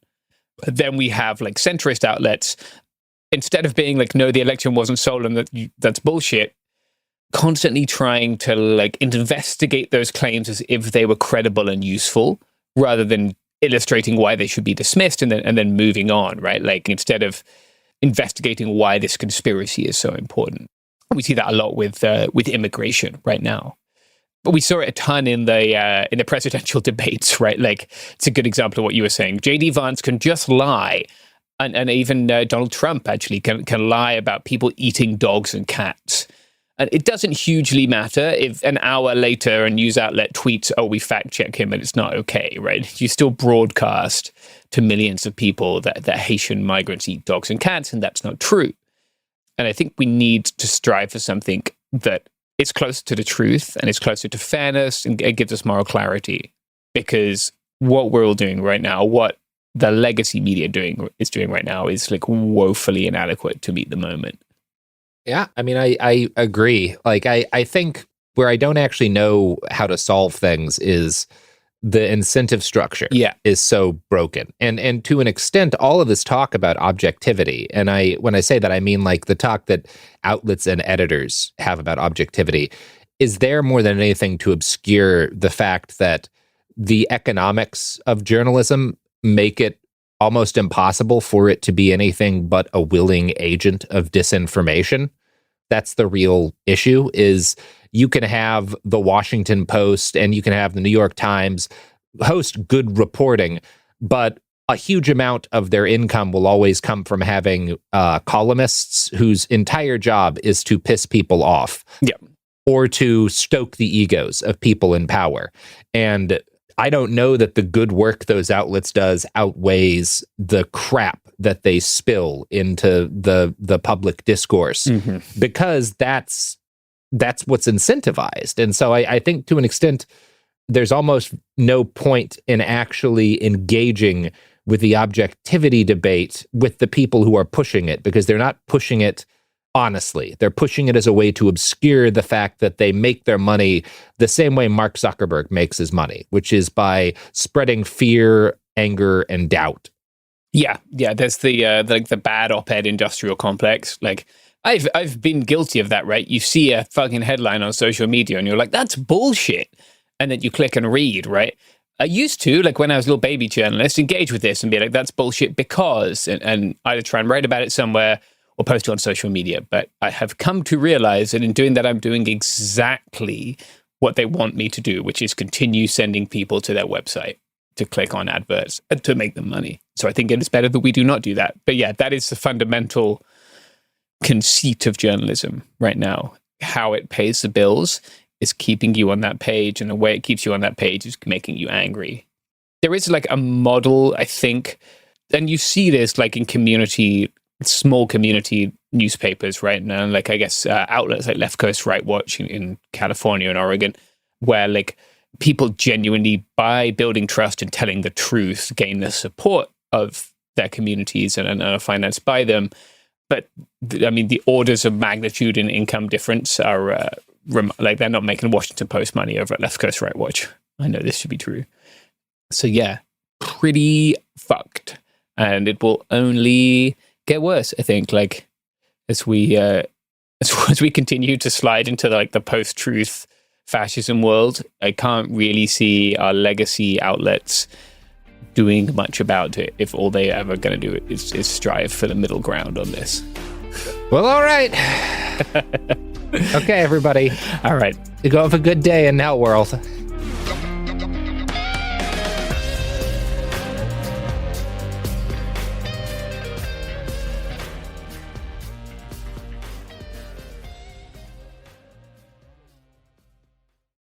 Support for the show comes from Public, the investing platform for those who take it seriously. On Public, you can build a multi-asset portfolio of stocks, bonds, options, crypto, and now generated assets, which allow you to turn any idea into an investable index with AI. It all starts with your prompt. From renewable energy companies with high free cash flow to semiconductor suppliers growing revenue over 20% year over year, you can literally type any prompt and put the AI to work. It screens thousands of stocks, builds a one-of-a-kind index, and lets you backtest it against the S&P 500. Then you can invest in a few clicks. Generated assets are like ETFs with infinite possibilities, completely customizable and based on your thesis, not someone else's. Go to public.com/podcast and earn an uncapped 1% bonus when you transfer your portfolio. That's public.com/podcast. Paid for by Public Investing. Brokerage services by Open to the Public Investing Inc. Member FINRA and SIPC. Advisory services by Public Advisors LLC, SEC registered advisor. Generated assets is an interactive analysis tool. Output is for informational purposes only and is not an investment recommendation or advice. Complete disclosures available at public.com/disclosures.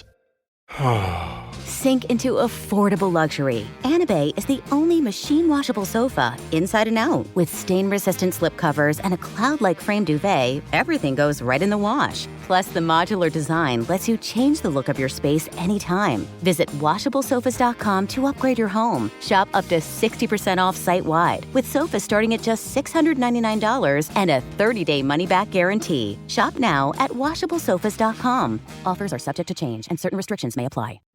Let's talk about modern home shopping. It's sort of become a fun side hobby, right? Scrolling listings at night, dreaming about kitchens you've never seen, or backyards you haven't even stepped foot in, all from the comfort of pretty much anywhere. Redfin knows a lot of people like you want to own, but are stuck in this browsing mode loop. That's where Redfin flips the script. With listings that update within minutes and tours you can book right from the Redfin app, you can see your dream home the moment it appears. Now, liking a listing is easy, but actually landing it, that's where Redfin comes in. Redfin has over 2,200 agents with local expertise. And Redfin agents close twice as many deals as other agents. That means they want to help you win, not just window shop. Redfin is built to help you go from just looking to wait, this could actually be home. So become the newest neighbor on the block. Visit redfin.com to start finding and start owning. That's redfin.com. Flag football is exploding, and iFlag is leading the way. As the Guinness World Record holder, iFlag hosts premier flag football tournaments nationwide for boys, girls, high school girls, and adults. From first-time players to elite competitors, iFlag delivers top-level competition, unforgettable experiences, and a community built around the game. Ready to be part of it? Join the movement. Find your tournament and learn more at iflag.org. That's iflag.org.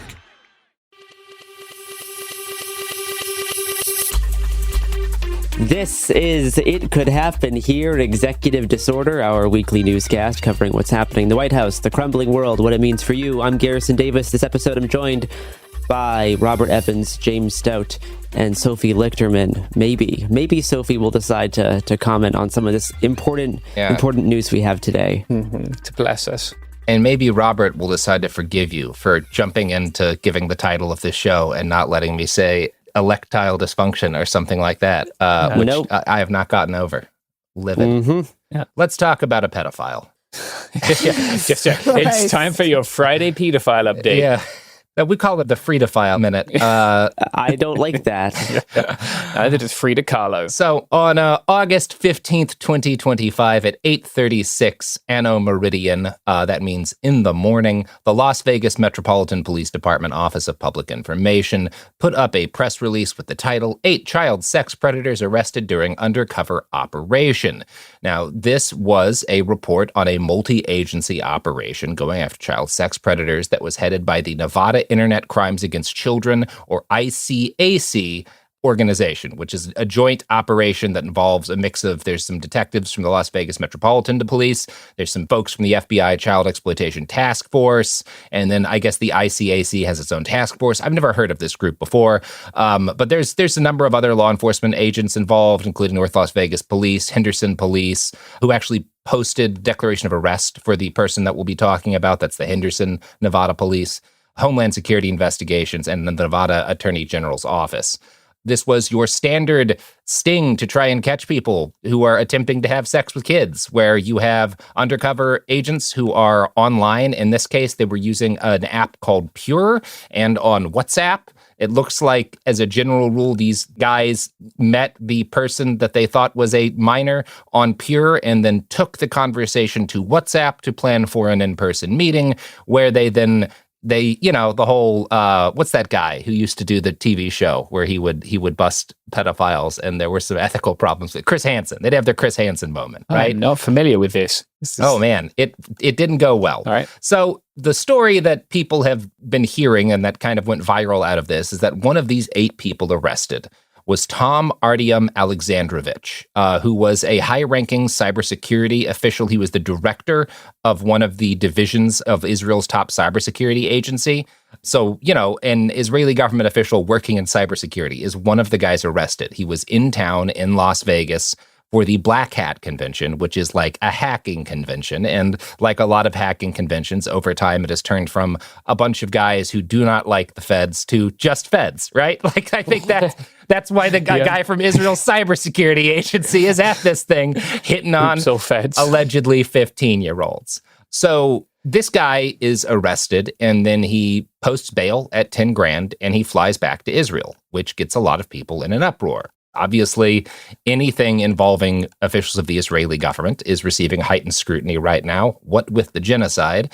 And also, for a long time, there's a lot of evidence of special treatment being given to agents of the government of Israel by the United States government. And so people were like, is that what's going on here? Because this seems pretty fucked up. And I guess the first thing I should say is that it doesn't seem like he's being treated differently from anyone else in this sting. This is per statements made by the local government and by the Attorney General's office. This is the standard bail amount for this crime. And when people post bail for this crime, which is the standard amount is 10 grand, there aren't conditions usually on the bail, which means it would not be standard to stop him from traveling or returning home. He's due to return to the United States in several weeks for the court proceedings to go on. So the short answer to this seems to be that, no, this is just kind of how the system works. And that might not be great, but he doesn't seem to have been given special treatment because he was an official of the Israeli government. Now, does that mean that that's going to prove to be what happens in the long run? No, because among other things, he might just not come back to the U.S. And if the Israeli government is a party to that and there isn't any kind of action taken to force him to return, to go through the legal process, then I'd say, yeah, there's something to be particularly upset about here. But I think the broader thing to maybe be upset about here is that guys can get caught for this and then have a no condition bail that allows them to flee the country, which might be a flaw in the system, right? I'm a big innocent until proven guilty guy. I'm a big reasonable bail guy, but I'm also a big, I don't know, man, maybe if the agent of a foreign government gets caught trying to fuck a child, they shouldn't be able to fly back home immediately after they bail out. I don't know. It does seem that it's a reasonable objection. Yeah. So, this is a classic case of you've got the story, what actually happened here. Then you've got how it's being interpreted online. And then you've got how it's being interpreted online by the stupidest person on the world, in the planet. And in the planet. That didn't work. Oh, it'd be good if he was, wouldn't it? In the molten core. Yeah. That would be nice. Yeah. You've got how the story is being interpreted by particularly bad journalists. Let's say that. That's the nice way to put it. And I'm talking about Michael Tracy. If you're not familiar with Michael Tracy, he is ostensibly a leftist, an anti-authoritarian. He's the kind of guy who just sort of reflexively, if the U.S. is involved, whatever is the worst case scenario for the U.S. doing something is what's happening. During the invasion of Ukraine, he alleged that the U.S. was sending troops into Ukraine, I think because he saw some guys outside of an embassy in Poland, some American soldiers. Saw the Marine detail. The Marine detail. It was like, we're getting ready to invade. That did not happen. Yeah. Now, Michael Tracy has a Substack, of course. Many such cases. And he published an article titled, "Was an Israeli Pedophile Really Allowed to Flee the United States?" And I can't tell. He starts with like a whole paragraph about Jeffrey Epstein, and I can't actually tell what his stance is on this. And I don't really want to, he's talking about how people are eager to prove him wrong about Jeffrey Epstein. I have no desire to know what this guy thinks about Jeffrey Epstein. Oh, so this is probably a Jeffrey Epstein was a secret Mossad agent type thing. Well, except for his whole argument here is that people are being incredibly unreasonable to think that this guy is guilty or to think that he probably did anything wrong. And the reason Michael Tracy suggests that Tom Alexandrovich probably didn't do anything wrong is that the terms of the app Pure, which is where the authorities say he first got in contact with the officer pretending to be a child, requires you to be 18 years or older. And in his Substack, he posts the terms of service to be like, see, there is even what appears to be a rigorous age verification process to ensure that no minor gains access to the app. Government-issued documents must be submitted to ensure that only persons at least 18 years of old are allowed on the app. And then he's like, does this mean the government was faking documents, was pretending to be a child to this app? Yes, that's what they were doing. Well, they were pretending to be a child generally. Yeah, that's probably what they were doing. And the other thing, what's really funny about this is like, that's his whole point, is that the app requires them to be 18. So it's, the authorities must have been doing something fucked up and lying to the app for this to have happened at all. And this is just an example of Michael Tracy not reading the Declaration of Arrest, which he links in his article. Because the Declaration of Arrest does say that, yes, this person got in contact with the undercover agent during the Pure app. And then the same sentence says, and later WhatsApp with phone number, ... and says that on WhatsApp, this is where they talked about the person in this case being a minor, and this is where they set up like to arrange a meeting. This Israeli cybersecurity official was going to take them to Cirque du Soleil and had them bring a condom. That's all in the Declaration of Arrest. Now, obviously, Alexandrovich maintains his innocence, maintains he thought this person was 18 the entire time. All I've got here is the Declaration of Arrest. I don't have hard evidence, but per the source that Michael Tracy cites, like, this is not just happening on Pure. This is, as is often the case, by the way, when pedophiles go after kids, they meet them on whatever app and then take them to a second digital location, right? Like, that's just the way these things work. And that's really all I have to say about this. This is the kind of, maybe keep an eye on this in case this guy doesn't go back and the Israeli government does hide him. But it's entirely possible that this will go the way court cases and this sort of thing are supposed to go. There is one other funny thing, considering this guy is a high-ranking Israeli cybersecurity official. There's just like a list of, statements about like what Alexandrovich said to detectives when he was being interrogated. The stuff like Alexandrovich stated he did not know the numbers for the Israeli government. Alexandrovich stated his family was in Israel. Alexandrovich stated it was important he get numbers for his flight. And then Alexandrovich stated his phone does not have a password, but uses his right thumbprint. Oh no!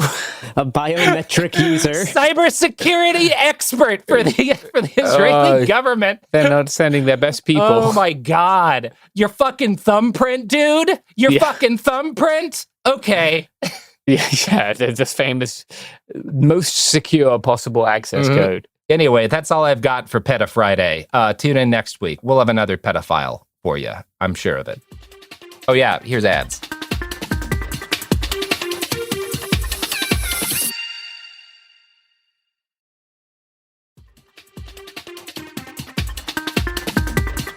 All right, we're back, and it is a pedophile-free world. We can't guarantee that, I suppose, but we're hoping pedo-free zone from here on in.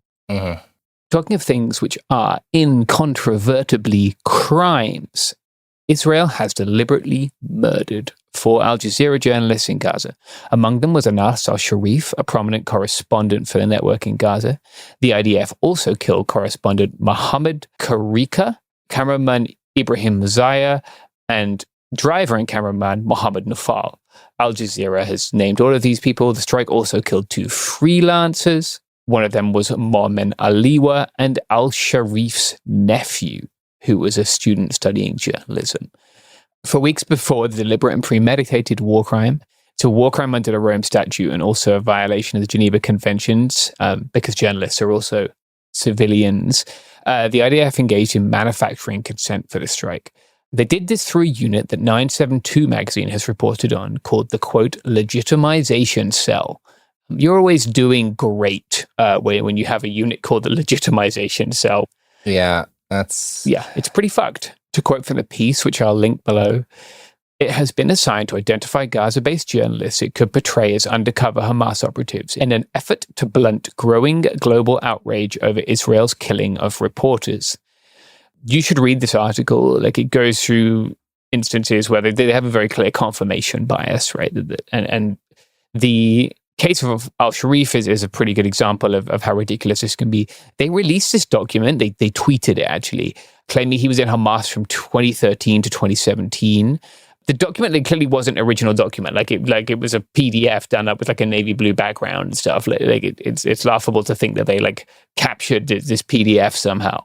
It just doesn't line up. Even if we take that to be true, right, that he had been a member of Hamas till 2017, that was 8 years ago.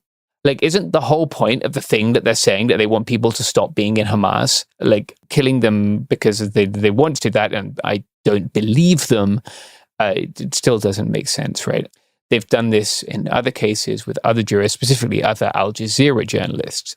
In July of this year, the CPJ, that's a Committee to Protect Journalists, if you're not familiar, warned that they were worried about an attack on al-Sharif due to the increasingly detached from reality smear campaign being pursued against him by IDF spokesman Avichai Adrei. For example, on the 20th of July, Adrei accused him of being, quote, part of a, quote, false Hamas campaign on starvation, as he played footage of al-Sharif crying after seeing a woman collapse from hunger on camera. Speaking about the campaign, al-Sharif said, it is not only a media threat or an image destruction, it is a real-life threat. He said this in his interview with CPJ. He also said, I live with the feeling that I could be bombed and martyred at any moment. My family is also in danger. And his nephew was killed with him, right, in that airstrike. When I think about, I have colleagues who I've worked with who are Palestinian who work in Gaza, right? I remember 2023, October 10th, 2023, I was in Syria, in Rojava specifically, and I was sitting in a tea shop because the Wi-Fi in my hotel was non-existent, and I wanted to check in on my friends, right, who work there. And I remember this guy helping me translate one of these videos in which you see a dead person in the blue press vest, right? And I was concerned that it might be someone I've worked with before, so I was trying to work out if it was them. And he was saying in this video at the funeral, people were saying that another journalist would take up the dead journalist's camera and the flak jacket and keep reporting, which is very touching for me. But journalists in Gaza have been targeted by the IDF for a very long time. And this is one of many examples, and it's disgusting and reprehensible. That's about all I have to say on it. Should we turn to immigration for something equally despondent and sad? Yeah. All right. USCIS, U.S. Citizenship and Immigration Services, has issued a new guidance material to instruct officers in cases where they can use their discretion to look at whether the person has, quote, endorsed, promoted, or supported, or otherwise espoused the views of a terrorist organization or group, including those who support or promote anti-American ideologies and activities, anti-Semitic terrorism, I'm skipping a bit here, and anti-Semitic ideologies. This discretion can be used in extension of stay cases, change of status cases, reinstatement of F or M non-immigrant status, and certain employment authorization requests, they say in the memo. The USCIS policy manual also lists other instances where discretion could be used. These include TPS, temporary protected status, humanitarian parole, petition to classify an alien as a fiancé of a US citizen, asylum, and refugee status. So I looked up what the, quote, anti-American activities were. There's a footnote, right? And the footnote links to INA 313A, Immigration Naturalization Act. Most of the anti-American activities are things which already had a bar to naturalization, and most of those pertain directly to being a member of the Communist Party. like a literal card-carrying member of the literal Communist Party, right? Capital C, capital P. The US had a bar on naturalization for people who are members of the Communist Party for some time. I believe they still have a bar on naturalization for people who were members of the Nazi Party. Pre-visa waiver, I should say, not actually a visa. When people from Europe were coming to the United States, you'd have to answer a short questionnaire. One of the questions was about whether you or anyone related to you had been a member of the Nazi Party. I remember once meeting some German people in Europe, and they were telling me they'd had to answer this question entering the United States. So the anti-American activities is the one that's been getting the most attention, but it does specifically footnote to the communist stuff, which is, again, something that has been US policy for a while. What I'm more worried about is stuff about anti-Semitic terrorism. Yeah, because that means what? You've shared a pro-Palestine post on social media. Yeah, you said genocide bad. That can mean so many things. And as we've already seen, we've seen some of this stuff already be enforced. This is new guidance material, but we've seen reports coming from people trying to enter the country or trying to get visas that show that this is happening for months. Ever since March, I started to see a lot of stuff regarding either pro-Palestinian statements or posts or campus protests, that sort of stuff.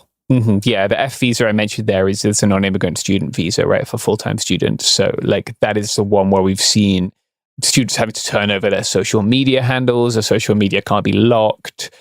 It's very easy to see how these two things line up. And yeah, and as Gav said, people, they have always been able to use their discretion. This is just guidance on how they should use it, but they have been using it for some time. The administration has also moved the goalpost for naturalization. So naturalization is becoming a citizen of the United States, right? There is a requirement that people who naturalize as citizens have a, quote, good moral character. Previously, the way they did this was there were bars for certain crimes, right? Murder, genocide, something called aggravated felony, which is something that only exists in immigration law. Going forward, they're changing to, I guess, a more holistic idea of what a good moral character might be. I'm going to quote again. Going forward, USCIS officers must account for an alien's positive attributes and not simply the absence of misconduct in evaluating whether or not an alien has met the requirement for establishing GMC, that's good moral character. The officer must take a holistic approach in evaluating whether or not an alien seeking naturalization has affirmatively established that he or she has met their burden of establishing that they are worthy of assuming the rights and responsibilities of United States citizenship. The worthy. What does that mean? You have to prove to an officer that you're a good person? Yeah. How so? Yes, by the officer's definition, I'm assuming. Yeah. Yeah. I mean, this is guides for discretionary enforcement. So I don't like the word holistic here. I don't. Yeah. I mean, it is literally asking them to take into account everything they know about this person and then just make a call. Is this someone you want to have as your neighbor? I don't know what the... I can guess how this might be manifested. It's worth noting that as DHS goes, USCIS officers tend to be the least right-wing, right? CBP and ICE has a much higher proportion of people who, for instance, they had some issues with getting people vaccinated and CBP, that kind of stuff, right? Indicators that people might be sort of down this conspiracy pipeline.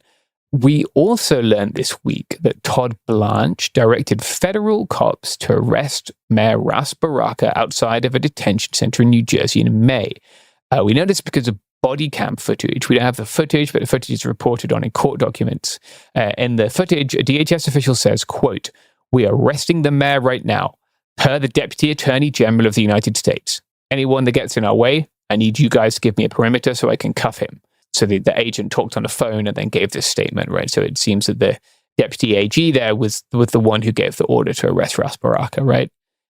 ICE has also arrested a cop. This is our little moment of cop on cop violence. Cop on cop violence, yeah. John Luke Evans was a reserve officer for the Old Orchard Beach Police Department in Maine. The police chief of Orchard Beach, who's called Elise Chard, said that the department had used E-Verify to check if he could work legally, right? Which is the thing that you are supposed to do. E-Verify is a database run by the Department of Homeland Security. I think it's also in combination with another department that allows you to verify if somebody can work legally in the United States, right? Tricia McLaughlin characterized this as reckless, which is weird because DHS, who she's speaking on behalf of, are the ones who put that information into the database. It's possible that someone entered something in wrong at some point, right? Someone put in a wrong number, they switched an O for a 0, something like that. This came to light because Evans attempted to make a firearm purchase, and he filled out his 4473, and the ATF then notified ICE that a non-citizen who wasn't eligible for firearms ownership had attempted to purchase a firearm. And that was how ICE came to detain him. He is being allowed to leave the USA voluntarily. He's not being deported. He's not being charged with attempting to make the firearm purchase, which he could be charged with. And the city of Orchard Beach is going pretty hard in his defense. They've released some elements of his personnel file, but none of them that pertain to his immigration status. They're sticking by their claim that they believe he was eligible to work in the USA. ICE are claiming, or I guess DHS now are claiming, that his visa expired in 2023, which was years before he began working at the police department. He was a seasonal reserve officer, and he had been working since earlier this year. Before we go on break, I want to do a quick update on the Texas Democrats who fled the state to delay or prevent the gerrymandering. And after their 2-week walkout, the Texas House has now reached quorum once again, and a vote on the new redistricting map, which would add 5 Republican congressional seats, is slated for Wednesday, August 20th, which is the day that we are recording. After Democrats returned to the Capitol from their walkout, they were subject to 24/7 surveillance by the Texas Department of Public Safety. And in order to leave the House chamber, they had to sign what the Democrats are calling, quote-unquote, permission slips agreeing to surveillance in their just everyday life. Is that why I think it was Collier slept at her desk? One person, I think a state senator, refused to sign the slip and stayed in the Capitol overnight. Fair enough. The Texas House Minority Leader Gene Wu made a statement saying, quote, "We killed the corrupt special session, withstood unprecedented surveillance and intimidation, and rallied Democrats nationwide to join this existential fight for fair representation, reshaping the entire 2026 landscape," unquote. There's a very celebratory tone here, which is slightly odd to me because this vote is still probably going through. Yeah, they're going to lose. This is going to get voted in. Yeah. Now, Wu has said that the Democrats are going to challenge the redistricting maps in court, even if they are able to pass through this House vote. And as we know, the courts are the last bastion for democracy and will save us all. We suspected that this whole walkout is more performative than anything else and would not actually lead to them killing this map. And instead of remaining out of the state longer for an undeterminate amount of time, possibly until November, they have returned and quorum is in the chamber. So yeah, it's like it's not nothing, but it's like the next it's one step up from nothing. It's the most Democrat thing to do. Yeah. Yeah. But why? Why only do half of what was necessary? Yeah. Sophie, you're asking this question because you didn't grow up in Texas. I went to the Democratic National Convention. I understand the half effort. Here's the reality. Texas Democratic Party exists to disappoint you. That's why. That's why all this is happening. I just feel like the entire Texas Democratic Party is just like a Beto O'Rourke. Mm-hmm. Like the not literally, but the concept of Beto O'Rourke. Yeah, not wrong. Yeah, it's all there. Like never put your faith in Texas and any part of Texas, and you'll be disappointed less. I've been telling people this for a long time. Yeah, it's like the second thing you told me.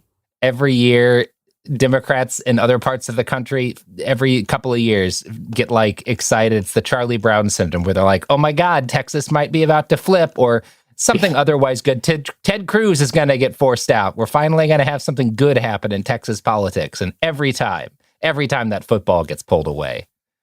Yeah, so it feels not great that the minority leader is kind of patting themselves on the back for taking basically a 2-week vacation to Illinois and California and then returning and having this go through.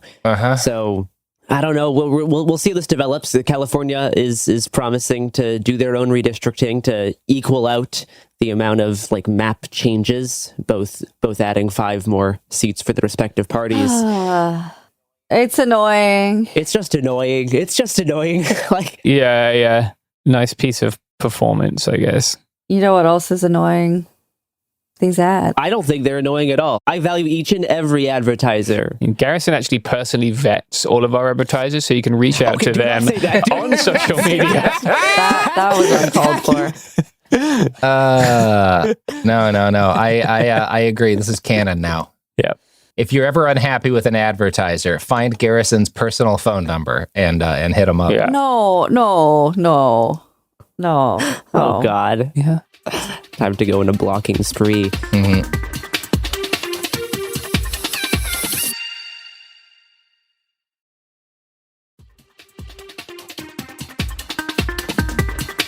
All right, we are back. Putin, I guess. Putin's a guy. That's actually how I would describe the meeting between Trump and Putin in Alaska. Putin, I guess. Yeah, that's pretty much how it went. They had a little meeting. There are some insane conspiracy theories that he sent a body double. Oh, wow. Yeah. It's one of my favorite things. There's always insane conspiracy theories. Reported from BBC News, actually, which I find funny. Yeah. Well, I'm glad that BBC is on the pulse of theory spreading online. Yeah. No, and people are just now figuring out again that whenever world leaders travel to foreign countries for summits at this level, they take their poop back with them. And yeah, I saw an article being like, is it true? Did Putin really take his poop back? And yes, they all do, because they don't want it to get analyzed to find evidence of health issues. Like the president has his poop taken home every time he goes overseas. This is just the way things are. Frankly, I think if we're able to get the Putin poop, you can make a clone of Putin, and then that could be the body double that we use. Call it Putin. Yeah. This Vladimir is the fun stuff that if like the 50s, the CIA still existed as that If they still agency, had that juice, it'd be a lot more fun. That's what we would be doing. We would have You this need like to get Hoover back up in there. really unethical human cloning project where you have this like shambling, like undead corpse of Putin that we can prop up. Jesus Christ. But that's basically how the meeting went. Sorry for derailing. My bad. No, because the meeting is kind of a nothing burger at this point. Mm-hmm. There was reports that Putin basically ranted to Trump about how Ukraine's always has been a part of Russia. And the meeting didn't really go anywhere. Putin ignored a question on if he would, quote, stop killing civilians. So yeah, that's basically how the whole debacle went. And I think it's really indicative that like a day or two after this happened, Trump had the Zelensky meeting 2.0 in the White House, which went much better than the previous Zelensky meeting. And Trump was a lot more friendly with Zelensky this time around. Apparently, Zelensky's been going around other European leaders getting advice on how to like talk with Trump. He gave him a letter, which Trump really appreciates and likes. He started by thanking the first lady for a letter as well. So there's all these like little polite gestures that Trump really enjoys. Yeah, he likes to be like honored and venerated. Yeah. So Zelensky indulged in that.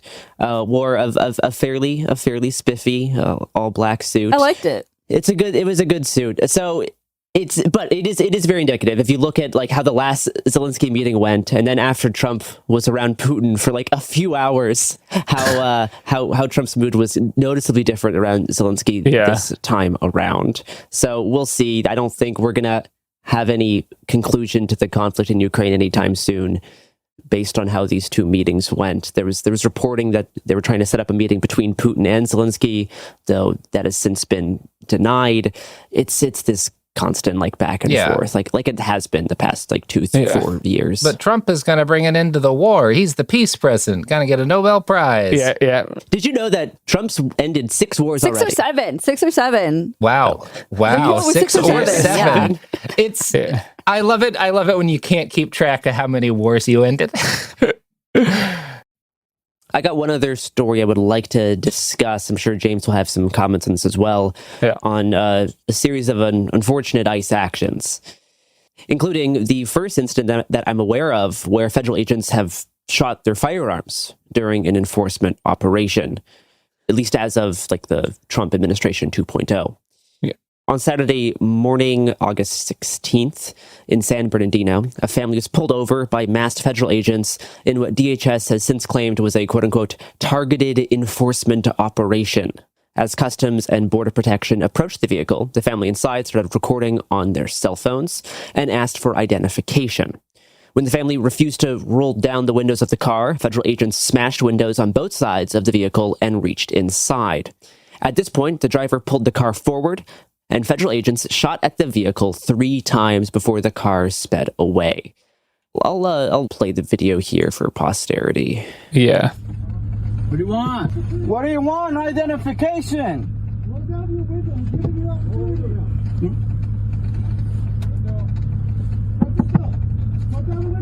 No, lo voy a abrir.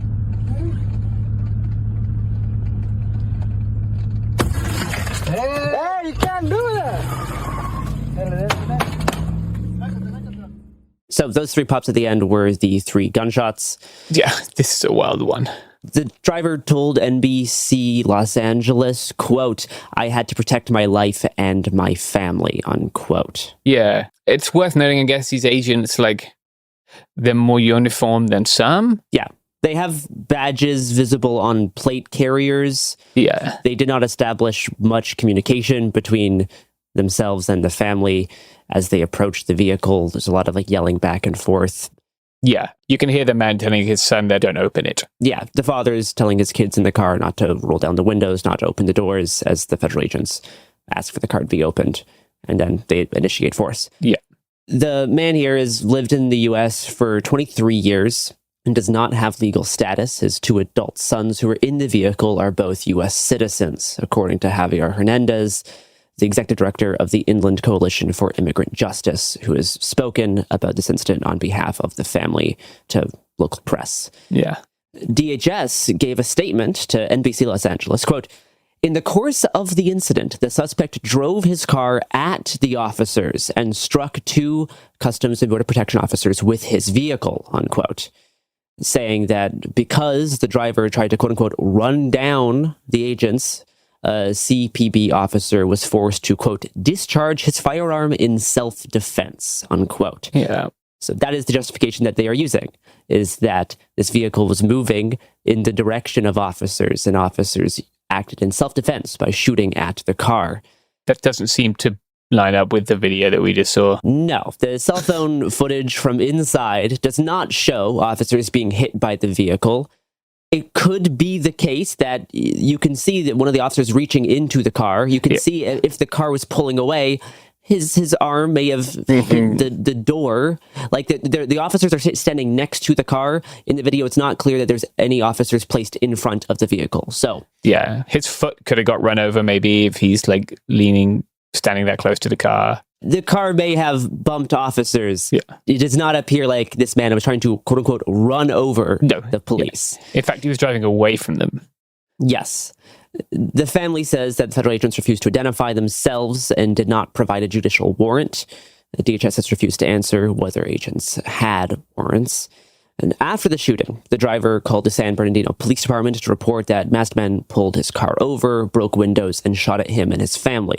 Police came to his house and spoke with the driver, but did not arrest the man because California police cannot legally assist federal agents with immigration enforcement, according to a statement from the police department. DHS made a statement criticizing the police for not taking the driver into custody. Quote, "This reckless decision came despite the subject's outright refusal to comply and his wounding of 2 federal officers. Okay. It is yet another tragic example of California's pro-sanctuary policies that shield criminals instead of protecting communities," unquote. This is what we're calling wounding, huh? Yeah. The severity of the 2 officers' alleged woundings has not been specified. Now, police later returned to the home along with ICE and Homeland Security investigations, but the family did not let them enter as they did not have a warrant, though police made 1 non-immigration related arrest outside of the home as community members rallied together in support of the family. As of 2 days ago, the DHS has said that, quote, "the suspect remains at large." Jesus Christ. This is a needless escalation that put people in danger. Yeah. What else is there to say, though? It's bullshit. This is not an excuse to discharge a weapon. This doesn't count as wounding. These people should never have been pulled over in the first place. But, we are where we are. This is the way ICE works. Yeah, then this will probably happen again. I guess, I'm mildly surprised that San Bernardino police did not detain the man on suspicion of assaulting a federal agent, which is something that they could detain him for, right? It's not an immigration crime. Yeah. And that is an extremely broad offense. One doesn't have to know the person is a federal agent, for example. So I guess, rare... We'll see how this develops. Yeah. It's still unclear what's going to happen to this man. Yeah. I'll check for an update next week. A few days before, on Thursday, August 14th, a man fleeing an ICE raid at a Home Depot in Monrovia, California, was hit and killed while attempting to cross the 210 freeway on foot. Local activists say that during the same raid, ICE hit someone in the leg with one of their vehicles, and that person was taken into custody. This is tragic, right? Yeah. The reckless use of vehicles in LA was remarkable. And I've covered a good deal of protests in a good deal of places.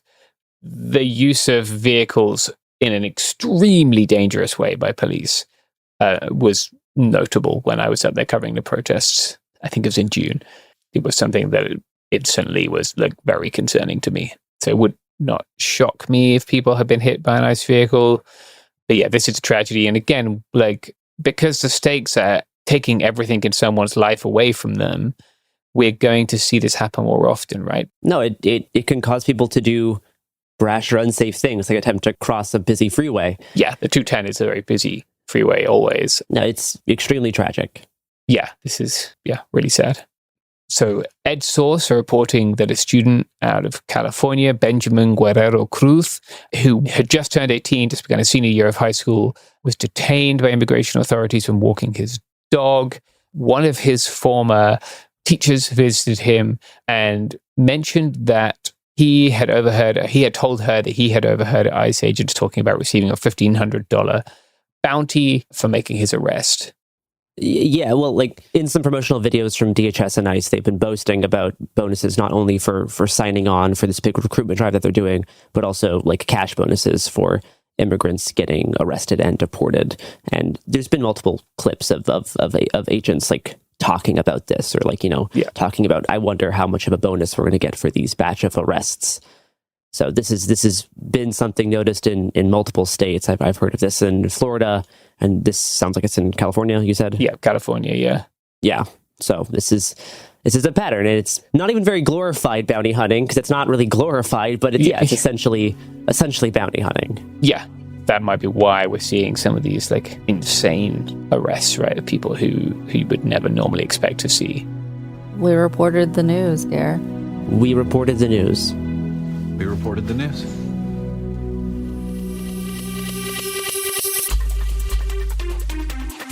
Hey, we'll be back Monday with more episodes every week from now until the heat death of the universe.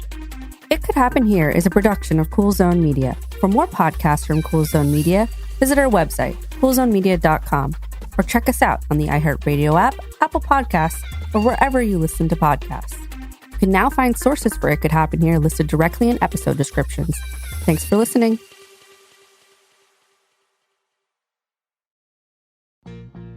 Life gets messy. Spills, stains, pet accidents, and kid chaos. But with Anabay, cleaning up is easy. Our sofas are fully machine washable, inside and out, so you never have to stress about messes again. Made with liquid and stain-resistant fabrics, that means fewer stains and more peace of mind. Designed for real life, our sofas feature changeable fabric covers, allowing you to refresh your style anytime. Need flexibility? Our modular design lets you rearrange your sofa effortlessly. Perfect for cozy apartments or spacious homes. Plus, they're earth-friendly and built to last. That's why over 200,000 happy customers have made the switch. Upgrade your space today. Sofas start at just $699. Visit washablesofas.com now and bring home a sofa made for life. That's washablesofas.com. Offers are subject to change and certain restrictions may apply.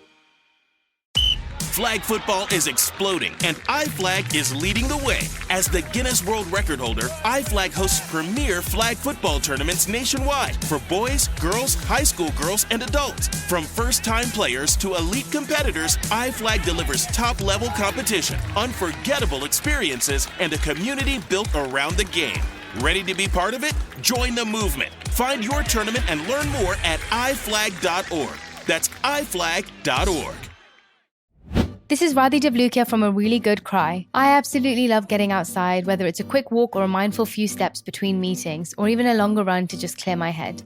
But the one thing that can really ruin that for me is shoes that just don't feel right. That's why I started wearing Ultra running. With the Ultra Fit, every step feels comfortable, balanced, and strong. Like my feet can finally move freely. What really stood out to me was the roomy toe box. My toes actually now have room to spread out, which makes movement feel more natural and comfortable. And when your feet aren't cramped, you feel more balanced, like every step has a strong, stable foundation.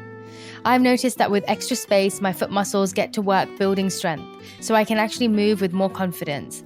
Ultra fits and moves with you no matter your pace or your goals.